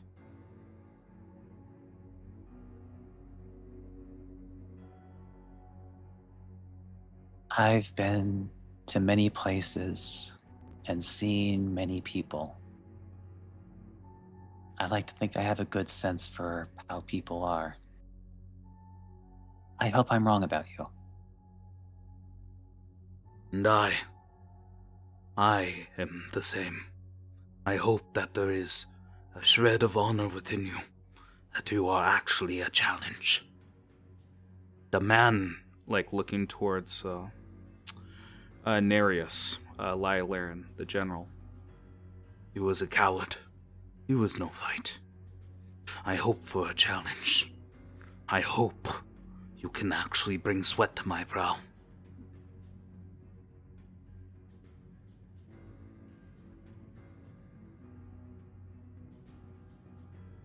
And I hope that you give me everything that you've got. I will not hold back, Otter. And you see him kicking up a bit of snow as he gallops away. We're going to switch the music to combat music as you guys will commence here. To keep things nice and simple here, and keep it rapid pace, I'm only going to be keeping Eddie and the challenger on the initiative here. Should you guys want to intervene, we're going to do popcorn initiative. I'm not going to keep going back to you saying, Mavet, what do you do? Aluya, what do you do? Seer, what do you do? Tyler, what do you do? You just pipe up. I don't care about the particular order. All I care about is the space, or who acts first, whether it is Eddie or Chibuike. Anything in between those two, you guys may be able to act. I'm just on high alert watching the crowd and Yeah. fight. Yeah, so... Same here. Just remind me as the match goes on. I will offer essentially perceptions throughout the challenge, see if you guys notice anything. Towards you, Mega, to make things a little bit more interesting on a one-to-one duel, I am going to be providing a very special action during initiative, or at least like a turn. Much like a lair action, I'm going to have a special turn where both of you go at heads. This is going to represent the feeling of two warriors meeting blade to blade, or in our case, a spell with a weapon. Essentially, we're going to have contested rolls on this, what I'm going to call a dual turn. We see who wins and overexerts onto their opponent. Much like a chase, we're going to be applying temporary exhaustion throughout the combat, seeing how one side is overwhelming the other. Am I making myself clear, at least with outlining what I have in mind with this particular turn within each round of initiative? Yeah, I get that. Okay. Much like lair action, I'm just going to keep it at initiative 20. So if we act above it, then the clash, no matter where you are, will cinematically happen on that turn. No, have an actor represent that so I don't forget. Okay.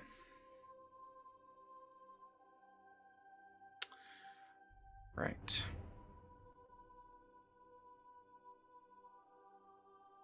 We are going to roll for initiative. As I'm getting things set up here, please set the scene of how Eddie looks, how he's preparing himself on the other side of the field. I like to think that Eddie is, like, as he's literally adjusting his suit. As a reminder, his armor is in the shape of a suit.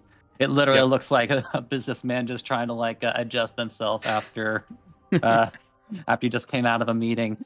It's like, but he does brandish his borrowed shield from Aluya, and maybe even give a swing of his staff a bit. So, as Oh yeah, he's gonna be doing a fair amount of bit with it today. All right.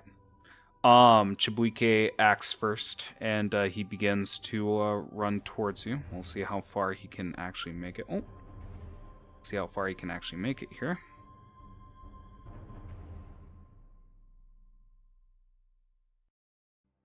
I believe that's 8 feet. And again, because he has his loose shield in hand, drawing out the bow doesn't seem practical here. So he is going to be dashing forward, unfortunately wasting an action just to approach you. He begins to gallop, maul in hand, shield raised up, and you...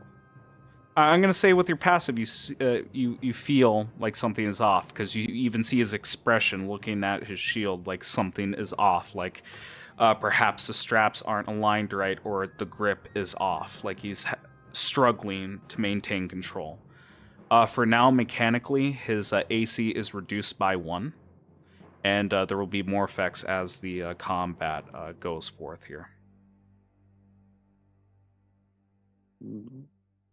Currently, unless you have any strange ideas here. My plans is up until he is bloodied, he'll maintain his shield, to which he'll drop, unless you spend an action or someone else spends an action to make it happen sooner. I mean, I suppose if I wanted to. Yep, you could. Maybe. Yeah, you notice something's off. But first and foremost, if his turn is done. Yeah, his turn is done, but we're gonna talk about the dual action here. We're just gonna do a quick contested roll, and just assume with this, because you guys aren't face to face, there's no metal on metal spell meeting martial prowess. Let's say that this is the standing between the both of you. So let's have a contest between presence. Whether you want to do performance, intimidation, a skill would be appropriate for this. He is going to be perhaps doing intimidation. Sounds appropriate for this man with how he is charging towards you. Whoever loses this will gain 1 level of exhaustion from this turn alone.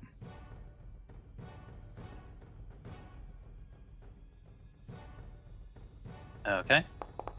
It's just gonna be a straight roll, not very hot actually. But 21. Where am I? Just assume that you're nearby. On the map, I put you guys on the map just to represent being spectators. Because I was, have so competing intimidation. I'll give you a choice of whether to do intimidation or performance. It is up to you. If you want to argue for another skill, because I want to represent presence with this dueling action, since there's no actual combat yet. So if you have an alternative, I'm willing to hear it. I mean, I could possibly make an argument for, I almost want to say persuasion, just because he is trying to express Eddie often tries to express his sincerity, like when he says something. So okay, I like that. Let's see it.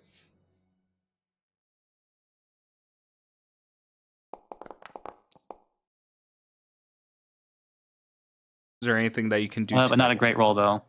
It's like no, I do have an inspiration. Oh, never mind. I have an inspiration in the.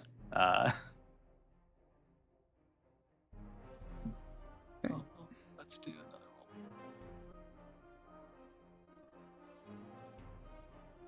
I don't want to get exhausted right out the gate, honestly. Yeah, exactly.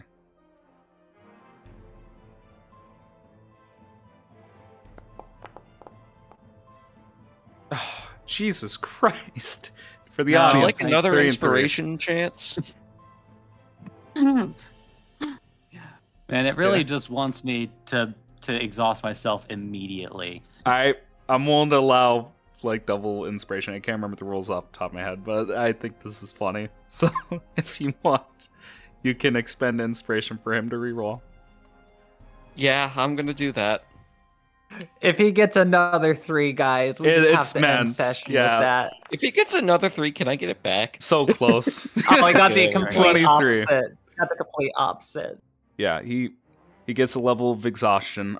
Tell me what you say that unnerves him or puts him off. I would say. Okay, sorry if I'm thinking about like the conversation that they just had. It's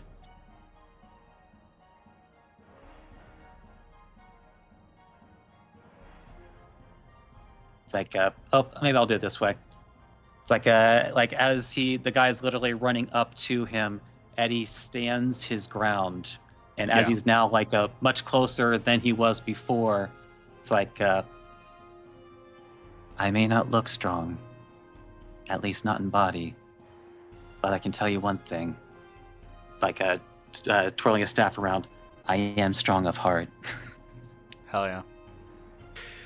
And again, perhaps like even the word heart like rings true in his language and holds more weight than your expression of it. And you just see his face go askew by the words. It is your turn. What do you do? Yeah, so I'm curious what he will do in response to this.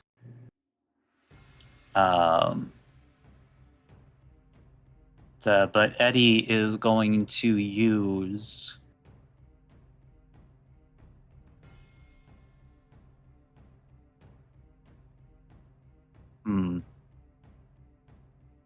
Honestly, I'm a bit divided on what specifically I want to try with him first, but I think I will stick for now with what Eddie would usually do first when in a melee situation. So, well,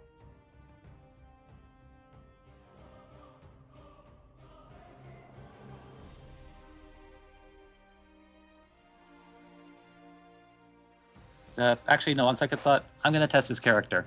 Like, just like if he's going to immediately do something right out the gate. It's like Eddie will plant his staff into the ground. Okay. And as that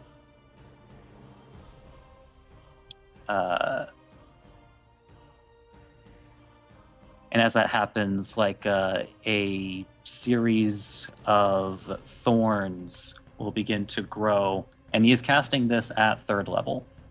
Okay, hell yeah. So I forget. Do we have a thing for putting stuff onto the map? Yeah, if you click on the spell, it will ask whether you want to put a template on the map or not. Okay.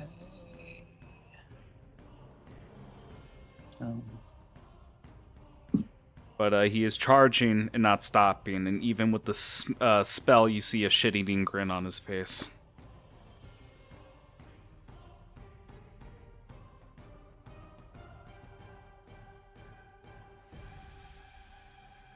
Cast at level 3.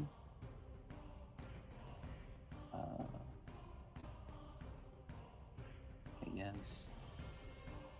Okay, that's check marked. Mm-hmm. There you go. And you can place the measurement.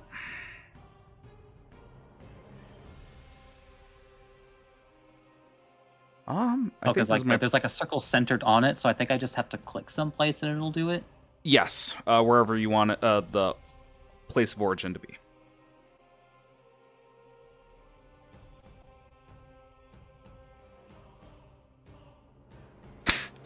Centered on him.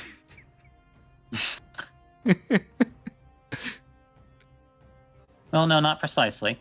Yeah, close. It's like, because this will, again, at least test him as a warrior.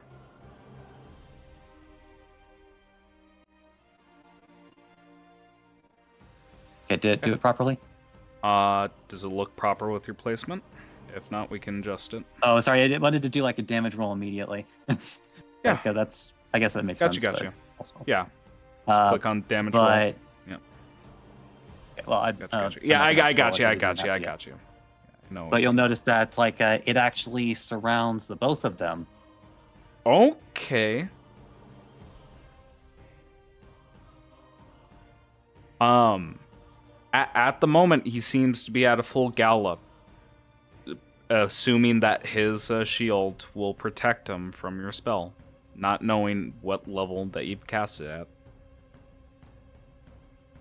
Perhaps he's even gone through spellcasters casting this particular spell before and has a bravado or a confidence that his shield will protect him. But yeah, so Eddie cast the spell, and basically the gambit of is he the type who will run straight forward, or when faced with danger, turn around to take the least amount of pain.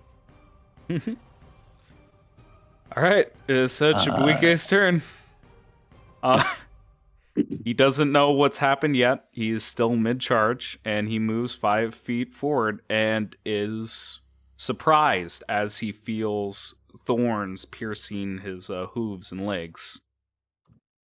And he seems like he's stumbling at this point. Yep. We're going to keep 7 doing piercing. Yep. Keep doing damage because the way that I represent, that I'm thinking about this is he's doing a barreling charge and he can't stop himself. As he will still approach you. And again, 1, 2, 3. Okay. Leave. Let me see the total amount. Yep. 1. Oh, well, I was about to roll 68. That's not right. Yeah. 3 additional rolls. Yeah. So there you go. For a total Jesus. of 24 piercing. 24 piercing. The man takes 24 piercing. And he is confused again, maul in hand, looking at you. This is not possible. What? What did you do? And he's looking at his shield as if he were betrayed. Like, what's the matter? Breaking a sweat? I will crush you. And he is going to actually try to crush you. So, first with his crushing maul, you see a light, a holy light emanating from this maul as it sails towards you. This is going to be a straight roll. For a 20, and He that misses. does not hit. Yep, because of exhaustion. Your initial presence in his stumble has thrown him off. And as he pounds, we see an explosion of snow in the air, pluming. And with his shield, and this is how I'm going to represent that you guys have tampered with his equipment, he does have a shield bash. And he's going to do so at disadvantage. Nice. He tries to bash you, and it slips. It goes at a 45-degree angle as one of the straps aren't fastened properly, and he goes in for the blow. It leaves no impact. It just whiffs the air, and he's just looking at it. Again, even more betrayed. First, it doesn't protect him from this magic. Second, it's not listening to him. It's not following his motions. And he, furrows his brows at you, accusatorily. And he just says, I will show you, Otter. And that is the end of his turn. Again, we're to the next little dual action here. We're having a little back and forth with magic and brawn. So I'm going to say athletics versus arcana with your charisma mod instead of intelligence. Sounds appropriate. For our purposes, I'll just roll. Gotcha. Because I'm proficient in Arcana. Yep. So I'll just roll my charisma skill I have proficiency in just to make it simpler. Does an athletics. Oh, God. Let's see if you can beat a 13.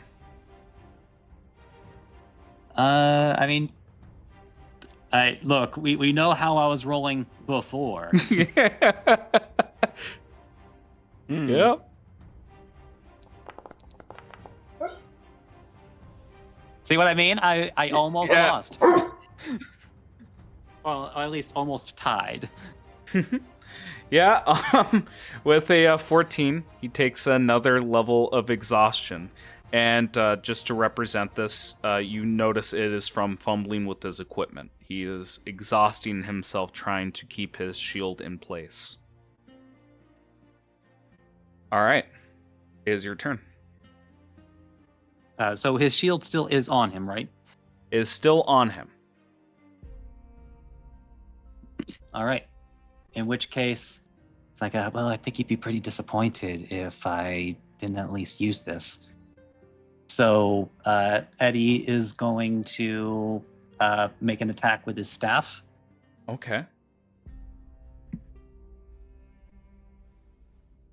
For my sake, actually, Hold on. I should actually see if it's programmed before I Mhm. assume that it's not. Oh God! Why did I do that? Mhm. Forgot to turn this thing on. Or maybe it isn't on. Oh no, that's incorrect. Okay, that's not what I wanted at all. Actually, why am I so zoomed out? We're right next to each other.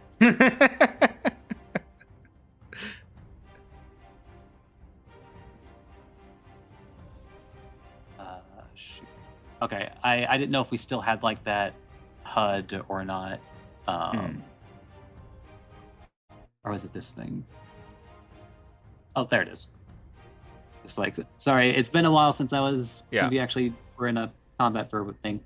Okay. Yep.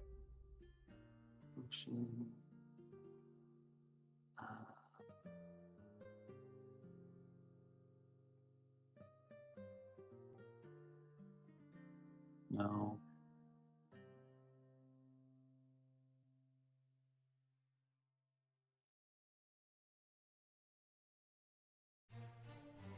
Okay, I'm not seeing it. That means I didn't set it up at all. I'll just All right. roll dice because I know like D20 with the bonus. Yep. All right.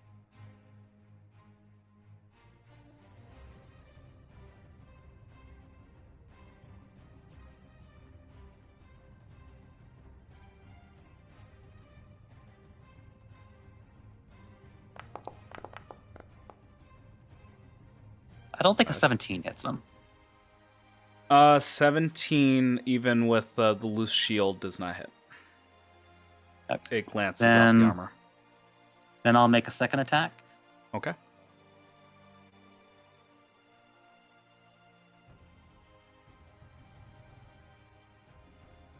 Yeah, you go in for the blow. First one rings. Whoa, Jesus. 30 is a definite hit. Hang on, let me check the sheet. 30 hits. All right, now I gotta double check because I think Shillelagh at this level turns it into 1d12 a plus 5. D10. No, I thought it was a should be 12. D10. 5 is D10. 11 is D12. Isn't that if you're two-handing it? You know, I'm just gonna actually just check this one. Yeah.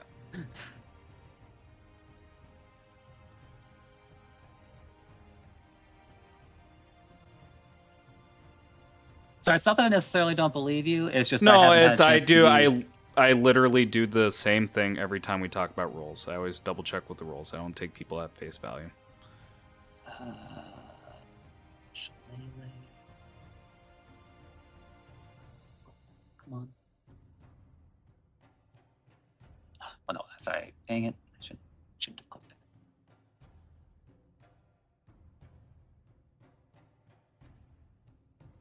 Okay, there we go.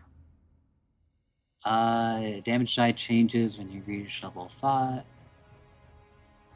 Oh, okay. That's why it wasn't making sense to me. All right. It is a D12.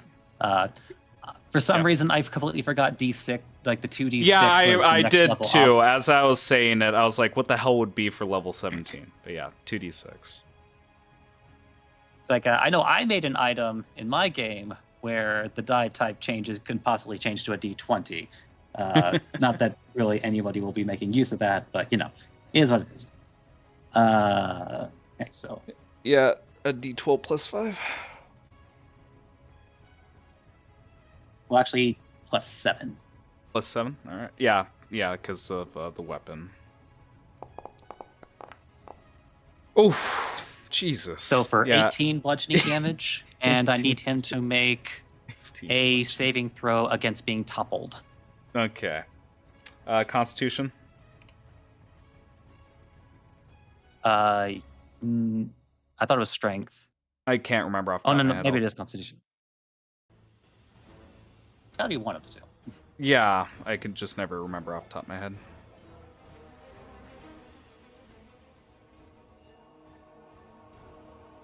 Constitution saving throw. All right. Honestly, that works better for me in this case.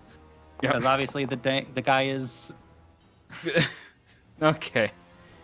I assume a 13 makes him prone. Yes. Yeah.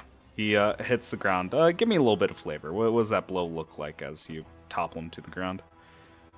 Like I imagine as he tries to make the first swing, it's like funny enough, it's like maybe he still blocks it with the shield anyway.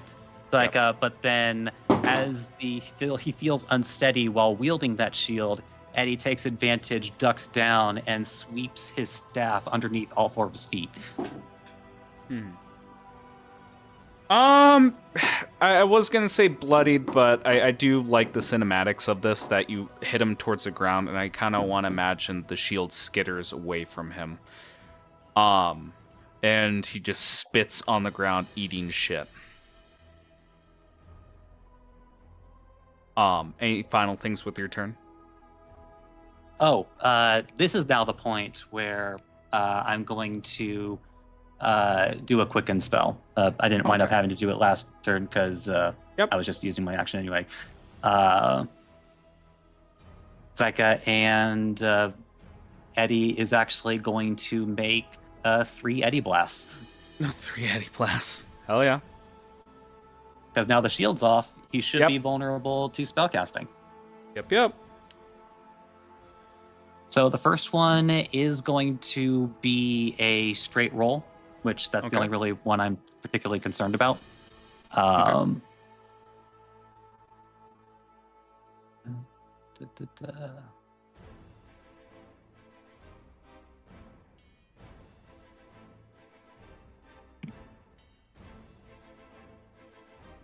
Keep closing my sheet every time I needed to see the battle map.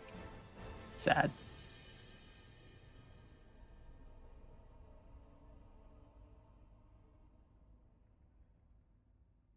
Wait, no, that's abilities.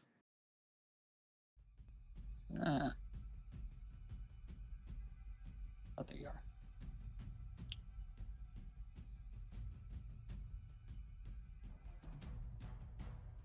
Where are you? There you are.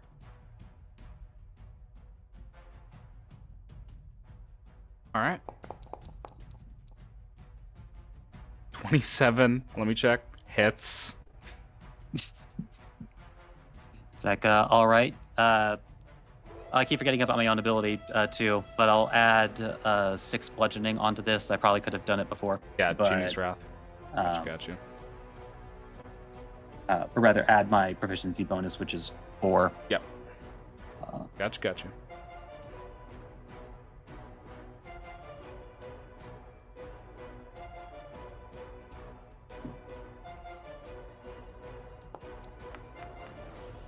Jesus. Yeah, 18. And then I still push him back 10 feet. Yep. Meaning skittering that in the ground, he gets to take him. being wrapped around these fucking thorns.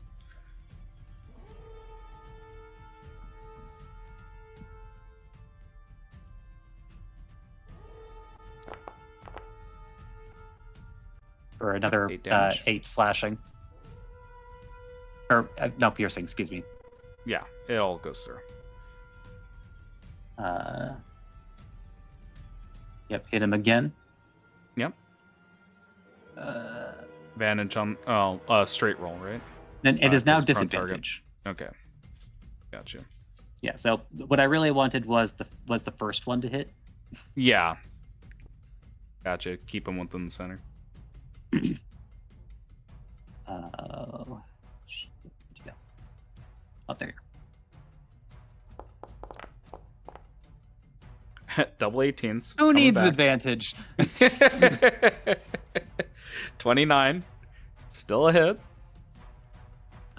So I'll go ahead and knock him back another 10 feet because he'll still be in the growth even after that. Okay.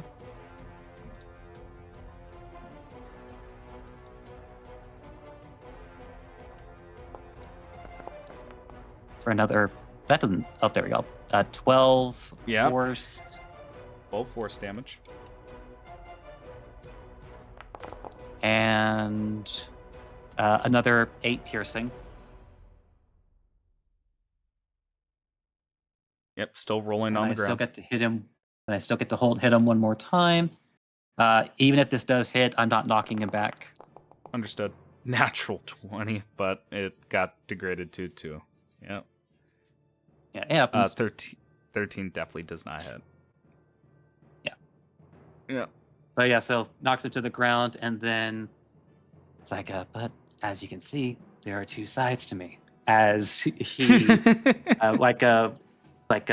lets out a huge puff of smoke as 3 blasts start aiming at him.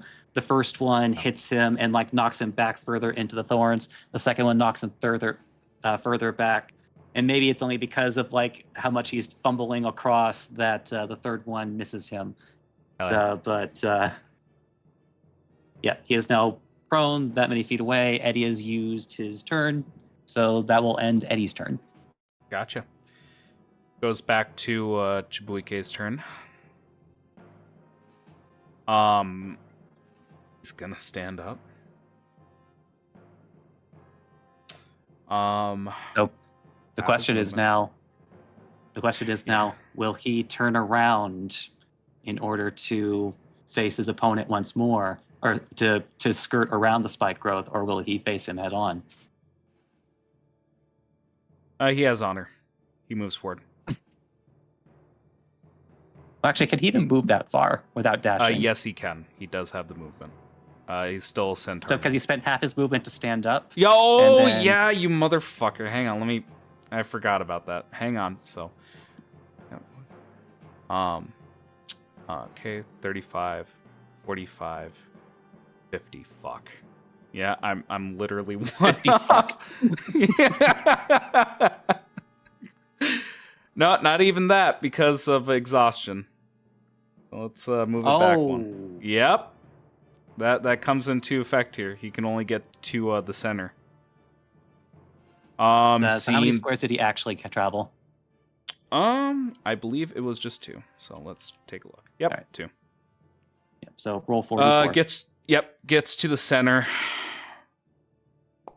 Drops his maul on the ground. Grabs out his bow.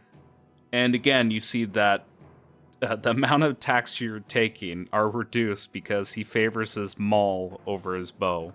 But he pulls it out, reels back, and just says, "I do not like to use this. You are a worthy foe." And he is going to attempt to fuck your shit up here. Be a straight roll. Natural 2, of course it is. Holy shit. So the first one, more than likely, impacts, near your foot, kicking up a bit of snow. The second one whizzes past your head. And again, looking at him, you just see that he is just breathing heavily. And he is struggling to find footing within your spiky thorns. Although he recognizes he's putting himself in a bad situation, his honor speaks that he should face you head on without backing away. And you see that to his detriment, that he recognizes strategy, but is willing to throw it away for a tradition in his own culture. That is the end of his turn. Again, I'm gonna give you a choice of Arcana again or Persuasion, considering what you said was fairly impactful. I believe he is still showing himself through his might, his athletics, his own personal honor. Might even say a performance strength might be appropriate here. I guess do keep in mind though that as he's getting exhausted, that's also affecting his rolls. It's calculated. It is automatically doing it? Okay. Yes, it is. Yep, no, it's good to check. Something I wish Roll20 would do. Yeah, so if you look at it, he has a +4 to his strength, -4 because of all that fucking exhaustion.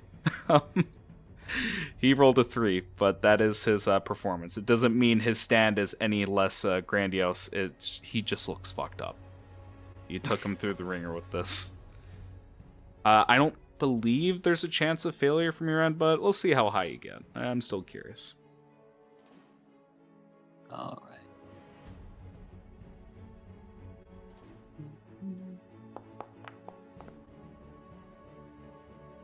16. 16. It's another level of exhaustion for good reason, being thrown around in the spike growth, and you see that he is nearing the end, that he cannot last much longer fighting against you. What do you say, like, as a persuasion here? Just out of curiosity.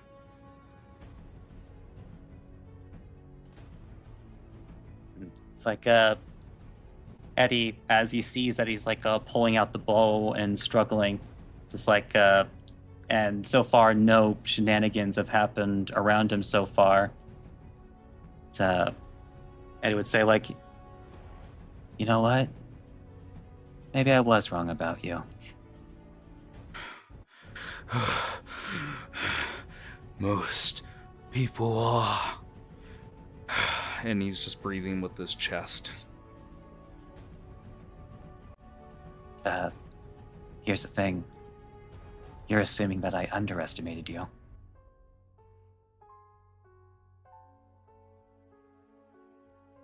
All right. It is your You turn. are actually better than I thought you were.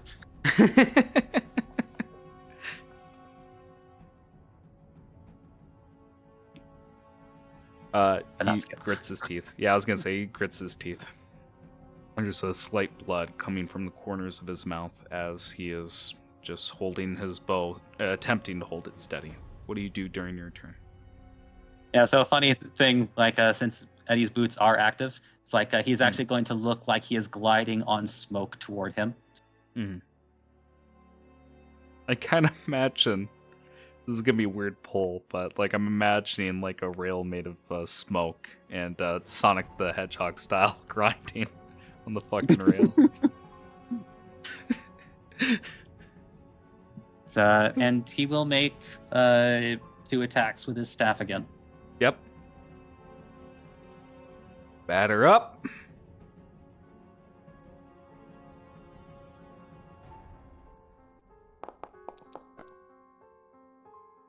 A 25 Definitely to hit. with the 25.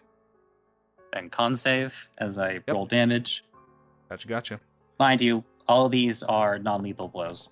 I should probably Understood. Yes, mention that's it. very important. Yep. That's actually the reason 13. why I'm focusing more on martial combat. Yep. +8 for the modifier, -6, 11 on the roll for a +2, so that's 13. Oops, I was about to roll a 20, not a 12. About to roll a chicken nugget.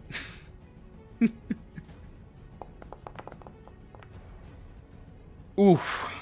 Or 17 bludgeoning. 17 bludgeoning. And he is Come now in, not batter up, and he's bloodied. prone again. He is prone on the ground. And bleeding everywhere. Ah, shoot. Is my internet cut out? No? I can hear you.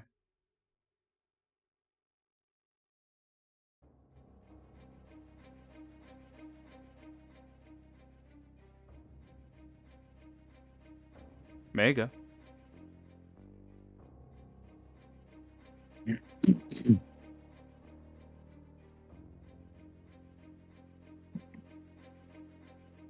Sucks.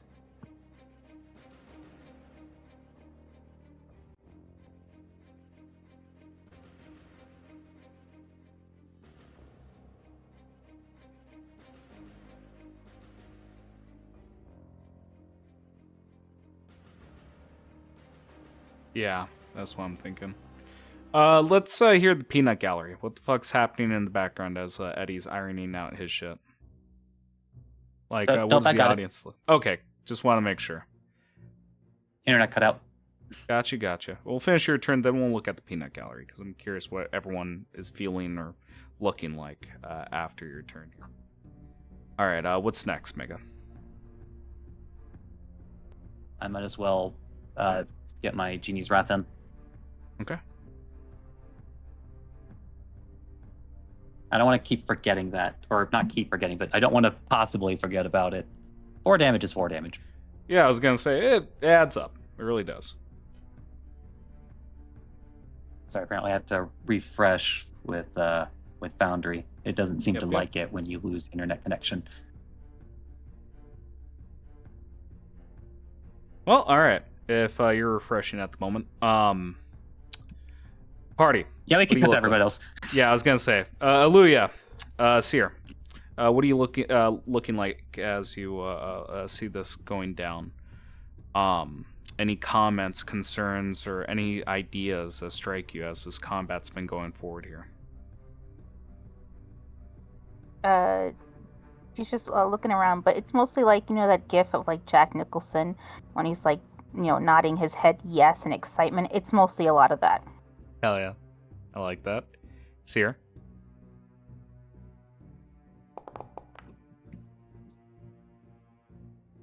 She nods in agreement. 19 is a hit. Oh, sorry. Hold on. I should have rolled that with advantage. My bad. Mm-hmm. Yep. See if you crit.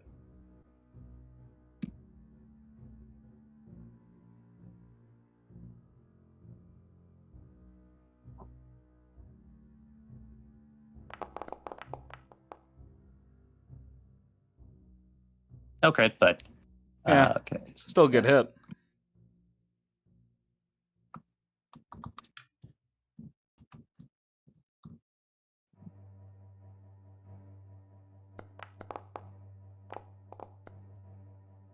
All right, 12 damage. 12.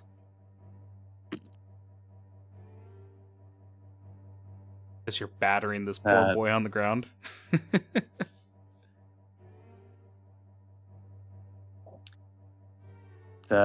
Then yeah, I'll use my bonus action again, but this time I'm rolling for True Strike. Okay. So use my bonus action to cast True Strike. So. Mm-hmm.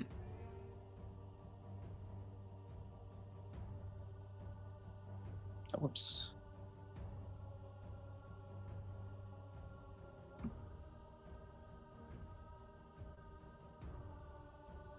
Advantage. So I hope that's clicked anyway.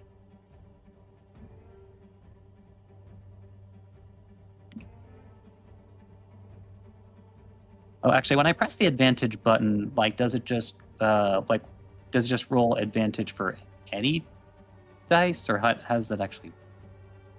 Yeah. If you it'll roll twice and take the better result if you press the advantage. Okay, so whenever there's a die roll involved. Okay, yeah, gotta be careful with that. Yep.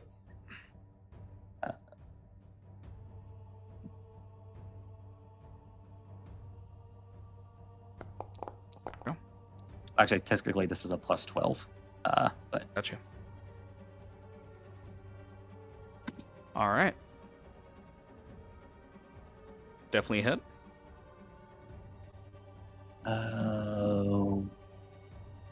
I think it's 2 additional D6 question mark. I would actually need to check that. I know mid stage it's 2d6.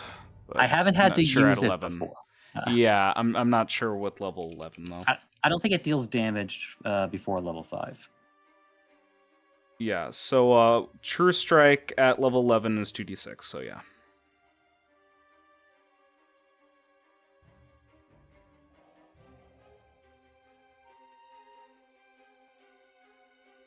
I guess I could have done Booming Blade instead, but I don't want to risk him walking and then killing himself. I need to control this so he doesn't kill himself.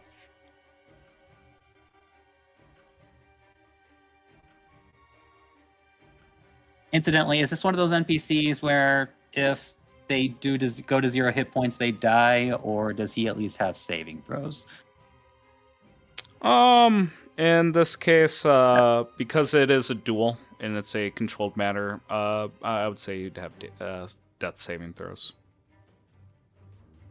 Typically, my rule of thumb is NPCs will just die, but in events like this where it's controlled, and obviously your intent is do non-lethal, like death saving throws will happen if an accident occurs. Oh shoot! I've been underselling myself again on the staff. I should have been. It's also supposed to be a +2 to the damage rolls because I'm a dummy. It's fine though. I guess we don't need to backtrack. We'll just deal with what I got. Gotcha. Oof, For Jesus. 26. 26 with a 11 on the roll. Yeah, 26 damage. None of it's resisted. All right. You've taken huge chunks out of the sky. Is that the end of your turn? They'll just float one step back. Okay. Are you 5 feet in the air? Like, yep. That's why I haven't taken any damage from spike growth. Okay. Again, kind of like gliding on the smoke forward, hitting him with his staff, and then gliding back. All right. Gets up. And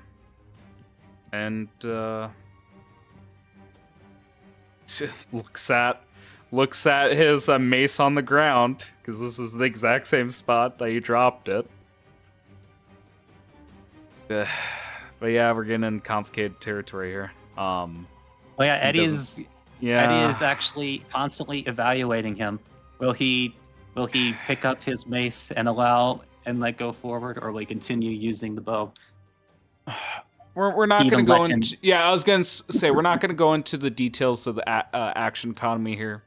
I'm going to say it's fair that he just drops the bow on the same place, goes down, grabs the mace, object interaction, and as a part of his attack, even though it's not on his person. Not going to get that nitty-gritty. But he does want to face you face to face, and now that you are close enough for him to stumble close to, he will step forward. And he steps forward knowing that he is bleeding and dying, wanting to show his might here. 7. Yep, 7 damage. You don't hear sound from him. And because he no longer has a shield, he is just going to make 3 attacks here. Because this is the weapon that he's proficient with. This is going to be the first one.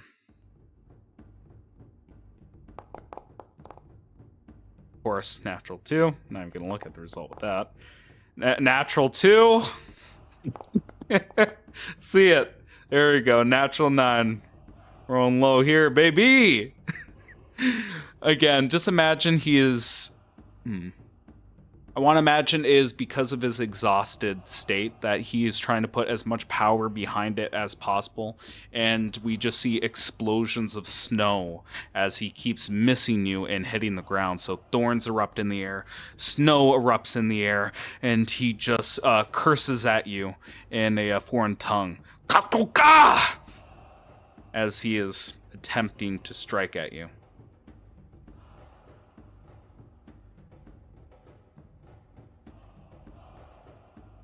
All right.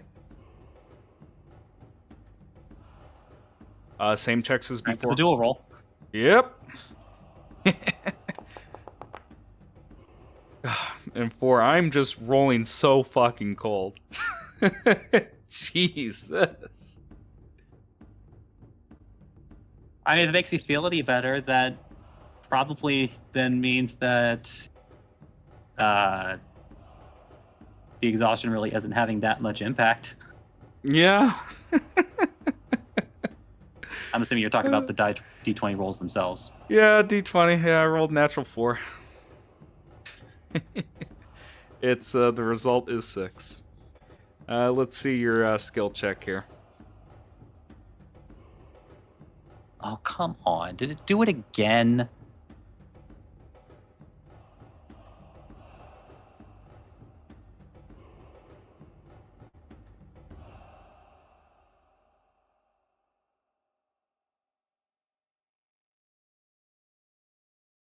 We go to the peanut gallery. What's Seer look like seeing everything occur so far? It's all coming together. It's all coming together as you see like the reflection of the shield on the ground.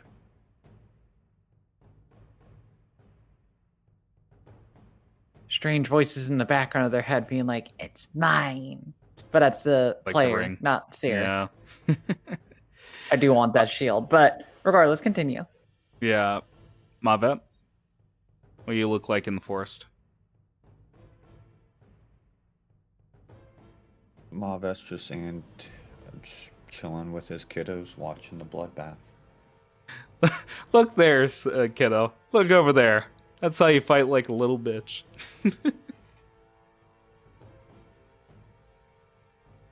Well, I guess, like, how's your feelings of Eddie during this combat? Completely dismantling a foe and effortlessly, without a single hit, making contact with them, like, overpowering his enemy, even if they're 2 times his size.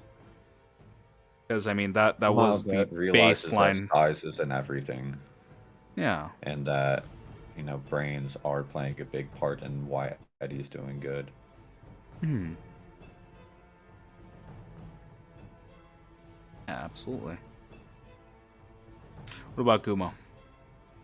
How's Gumo taking this all in? Drinking in the combat, the bloodshed, the blood painted on the white canvas known as snow.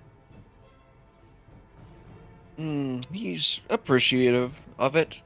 When he's not kind of just staring, almost enraptured by the show going on, he seems to be kind of copying the moves the combatants make as best as he can within the chains that they are all currently encased in.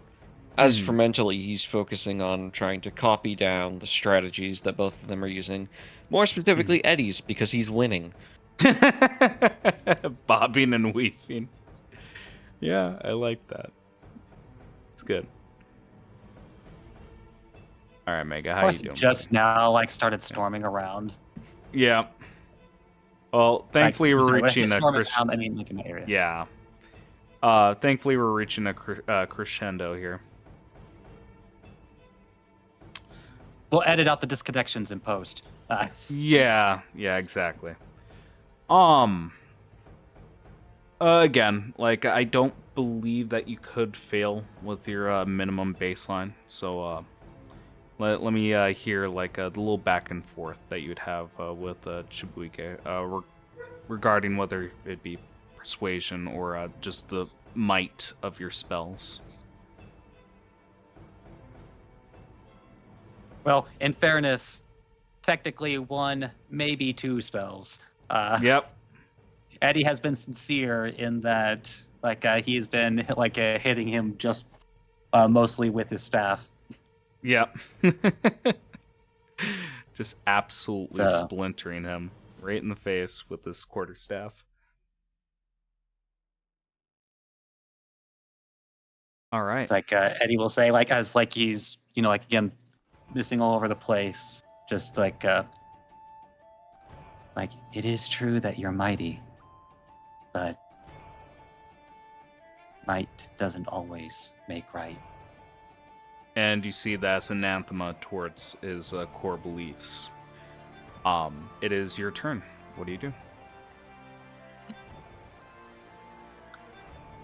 So he will continue turning his staff onto him. Yep.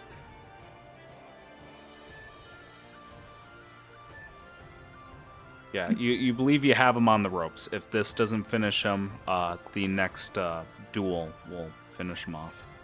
Not with that, though. No, not with that. Right. Missed the first one.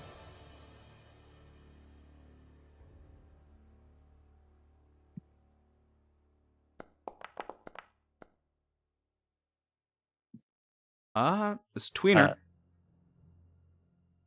It's a whatter? It's a tweener. It hits. Oh, is it like on his AC or? Yep, right on his AC. Okay. Yep.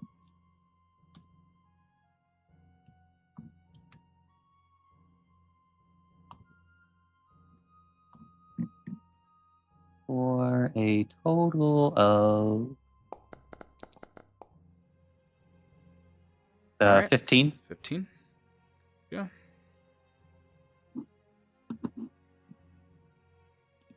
You see that he's breathing heavily.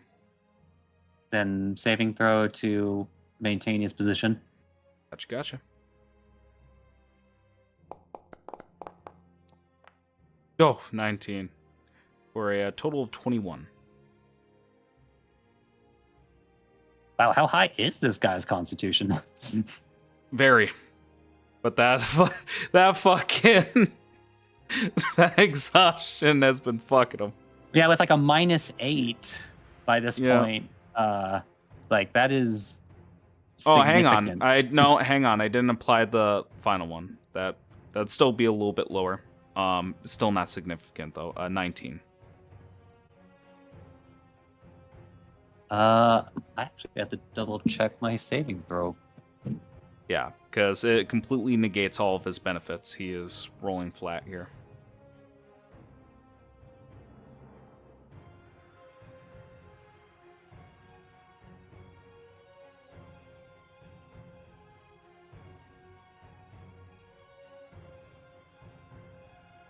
Oh, where's my sheet?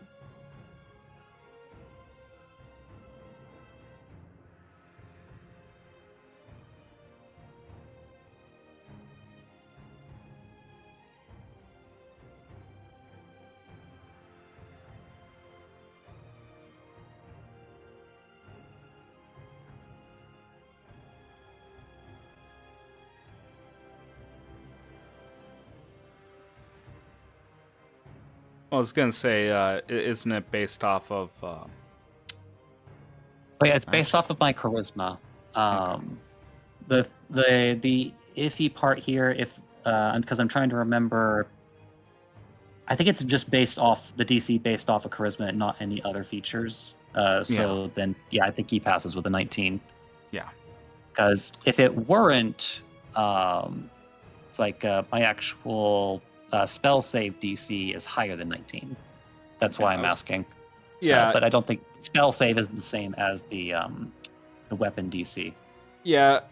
At this point in the combat, you feel like one more good hit, assuming you can knock him out and send him back, might do the trick. But again, it's depending on what you have up your sleeve. I'm now just looking to remember, because I think it is no action required to convert a spell slot into sorcery points, but I'm double checking.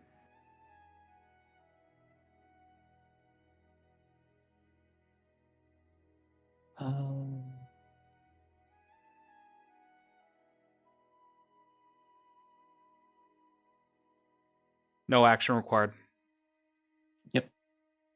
So that means that Eddie will then convert one of his level 1 spell slots to a sorcery point, then use it for a quicken spell to do a true strike. Hell yeah. I love that. That's awesome.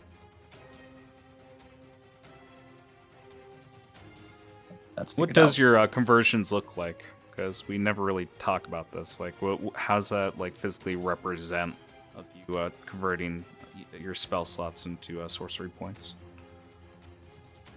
Like, since in a sense, like Eddie is always surrounded like by smoke. It's like, and a lot of it is his spell casting. I like to imagine that he's like literally inhaling his own smoke. It's like, and it is invigorating him. Okay. I like that. It's like, just a small smoke break. like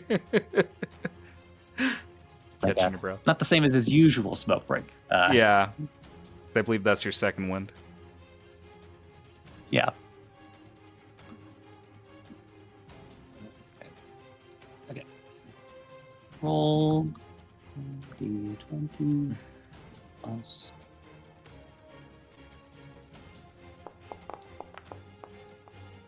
Natural 1. Fortunate. Oh, he gets to sit one more time.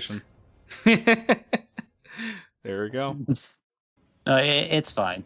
It's like Eddie will have missed with his both his Dodo's first and third attack, and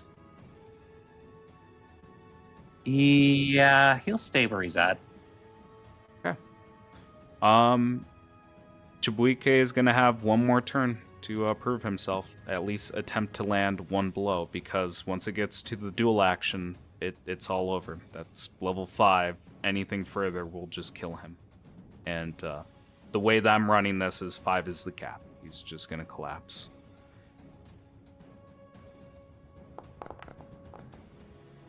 Okay. 13. We're dealing with straight rolls here. I don't think it's possible unless he gets a natural 20. Yep. Yep, he's swinging in the air with a 13, 17, and 11. Again, the exhaustion is setting in. He hasn't been able to get a single blow in at you, and you see just fury behind his eyes, a final fire. Perhaps the last that you will see. You're going to have one final skill check.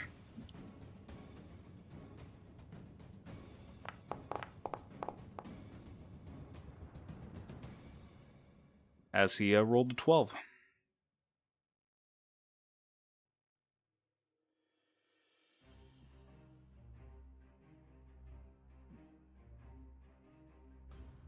It's like, well, my rolls have been pretty swingy today. Yep. 19, baby, for 27. Speaking of swingy. Yeah.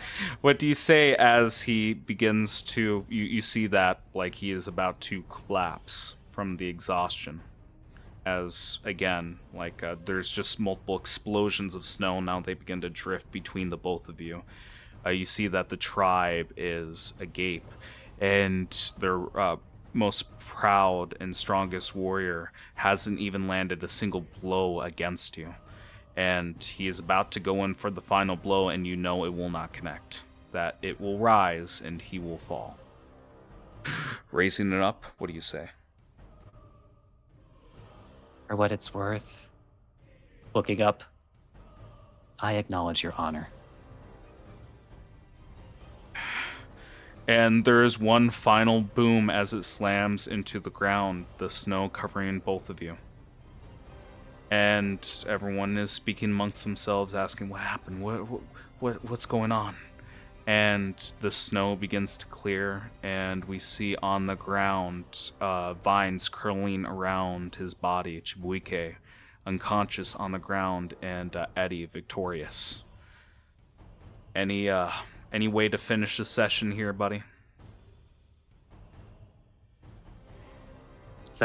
Eddie will allow the spike growth to drop. It's then as he speaks out, are we treating this exhaustion as just like a chase? So it disappears after a short while after it's done, after he breathes.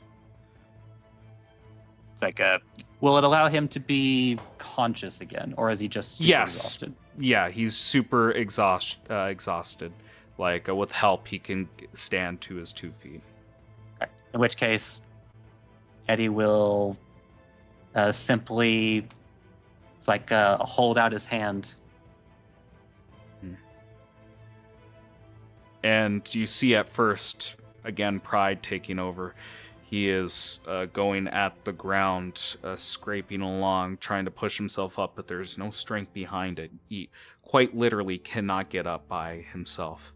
And your hand is out for a couple minutes before you hear when our strength falls, we look to the strength of others. And you hear,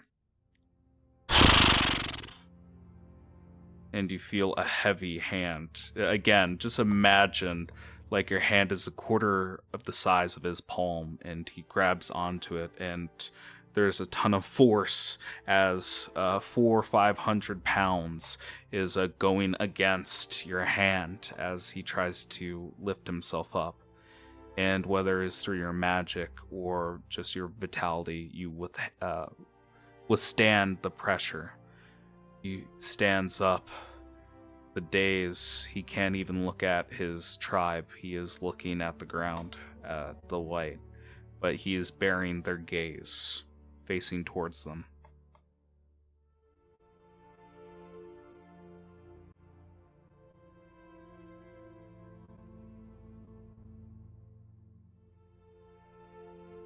Meanwhile, in the peanut gallery. In the peanut gallery. Any cheer? I like peanuts. Anything? Seared's very much just standing there, kind of like, well, that was expected. Olivia's just like, whoa, whoa. Yeah, stop these nuts! You like Eddie made you do! Yeah! Mm-hmm.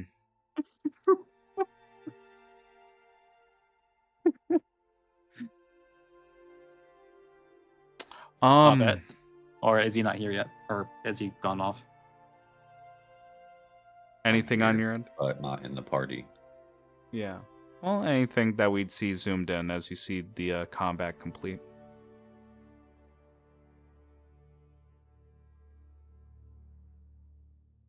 Mavet still has some respect for Eddie, but he also is considering maybe he just hasn't felt a real challenge yet.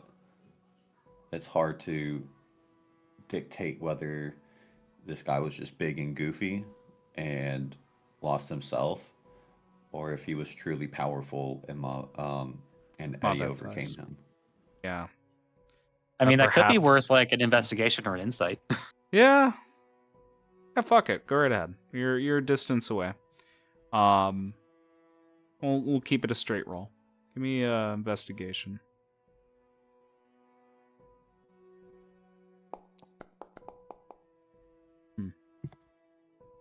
Perhaps like this is more of a viewpoint on how you view the species.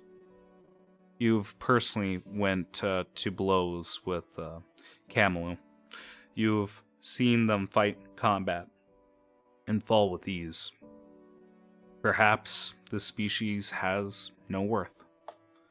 Perhaps they are not mighty. They are not strong. And maybe, just maybe, Eddie needs a true challenge.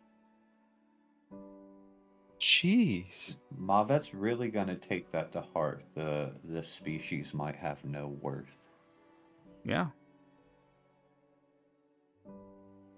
Now, I agree with that. Bovette's never going to be like public relations. No, I don't think so. that's not his branch. Ba-da-ba-ba-da-ba. Get out. So we finish off with Camelou striding past the duel, not congratulating Eddie or assuring the other warrior, not even acknowledging any of the tribesmen and women. He has a steady walk, and there's flashes in his eyes as his wrists feel heavy from the shackles. What's tugging him forward is much like the tug of the preyed boat that was tugging him in Frostheart. He's getting flashes of his own imprisonment, of being paraded around. And before him, he sees the man that caused it all, the person who caused all that strife, bounded, like arms behind his back, and disheveled, sickly. There is a sword, perhaps a dagger, in his hand, Camelou. As he approaches, looking downward, we see a side profile shot of both of them. The sun shining through Camelou's hair, blinding Nereus as he looks up. Camelou says to him, "You have done much to hurt me. You have done much to my tribe. You have done much to all of us. Your hands, they are crimson. And Nereus doesn't have anything to say about that. He squints his eyes, grits his teeth, preparing for the end. You do not deserve your life. You do not deserve compassion. And we see the blade gleaming up the sunlight. And as it sails down, we hear Camulo's voice say, "But I am not you. I am better than you." And instead of going for the throat, we see that he cuts the bindings. You are free. Do not waste this gift I have given you. Nereus, feeling his wrists, looking up at Camulo. Why? And Camulo will say, like biting his bottom lip, because your loss, your life extinguished, would make her cry, and I will never make her cry. And the concepts aren't connecting in his head. And Camulo grits his teeth and says to him, I wish for your daughter's hand. And we're going to end on that note. Thank you guys so much for joining me today. Of course. Yeah, by the way.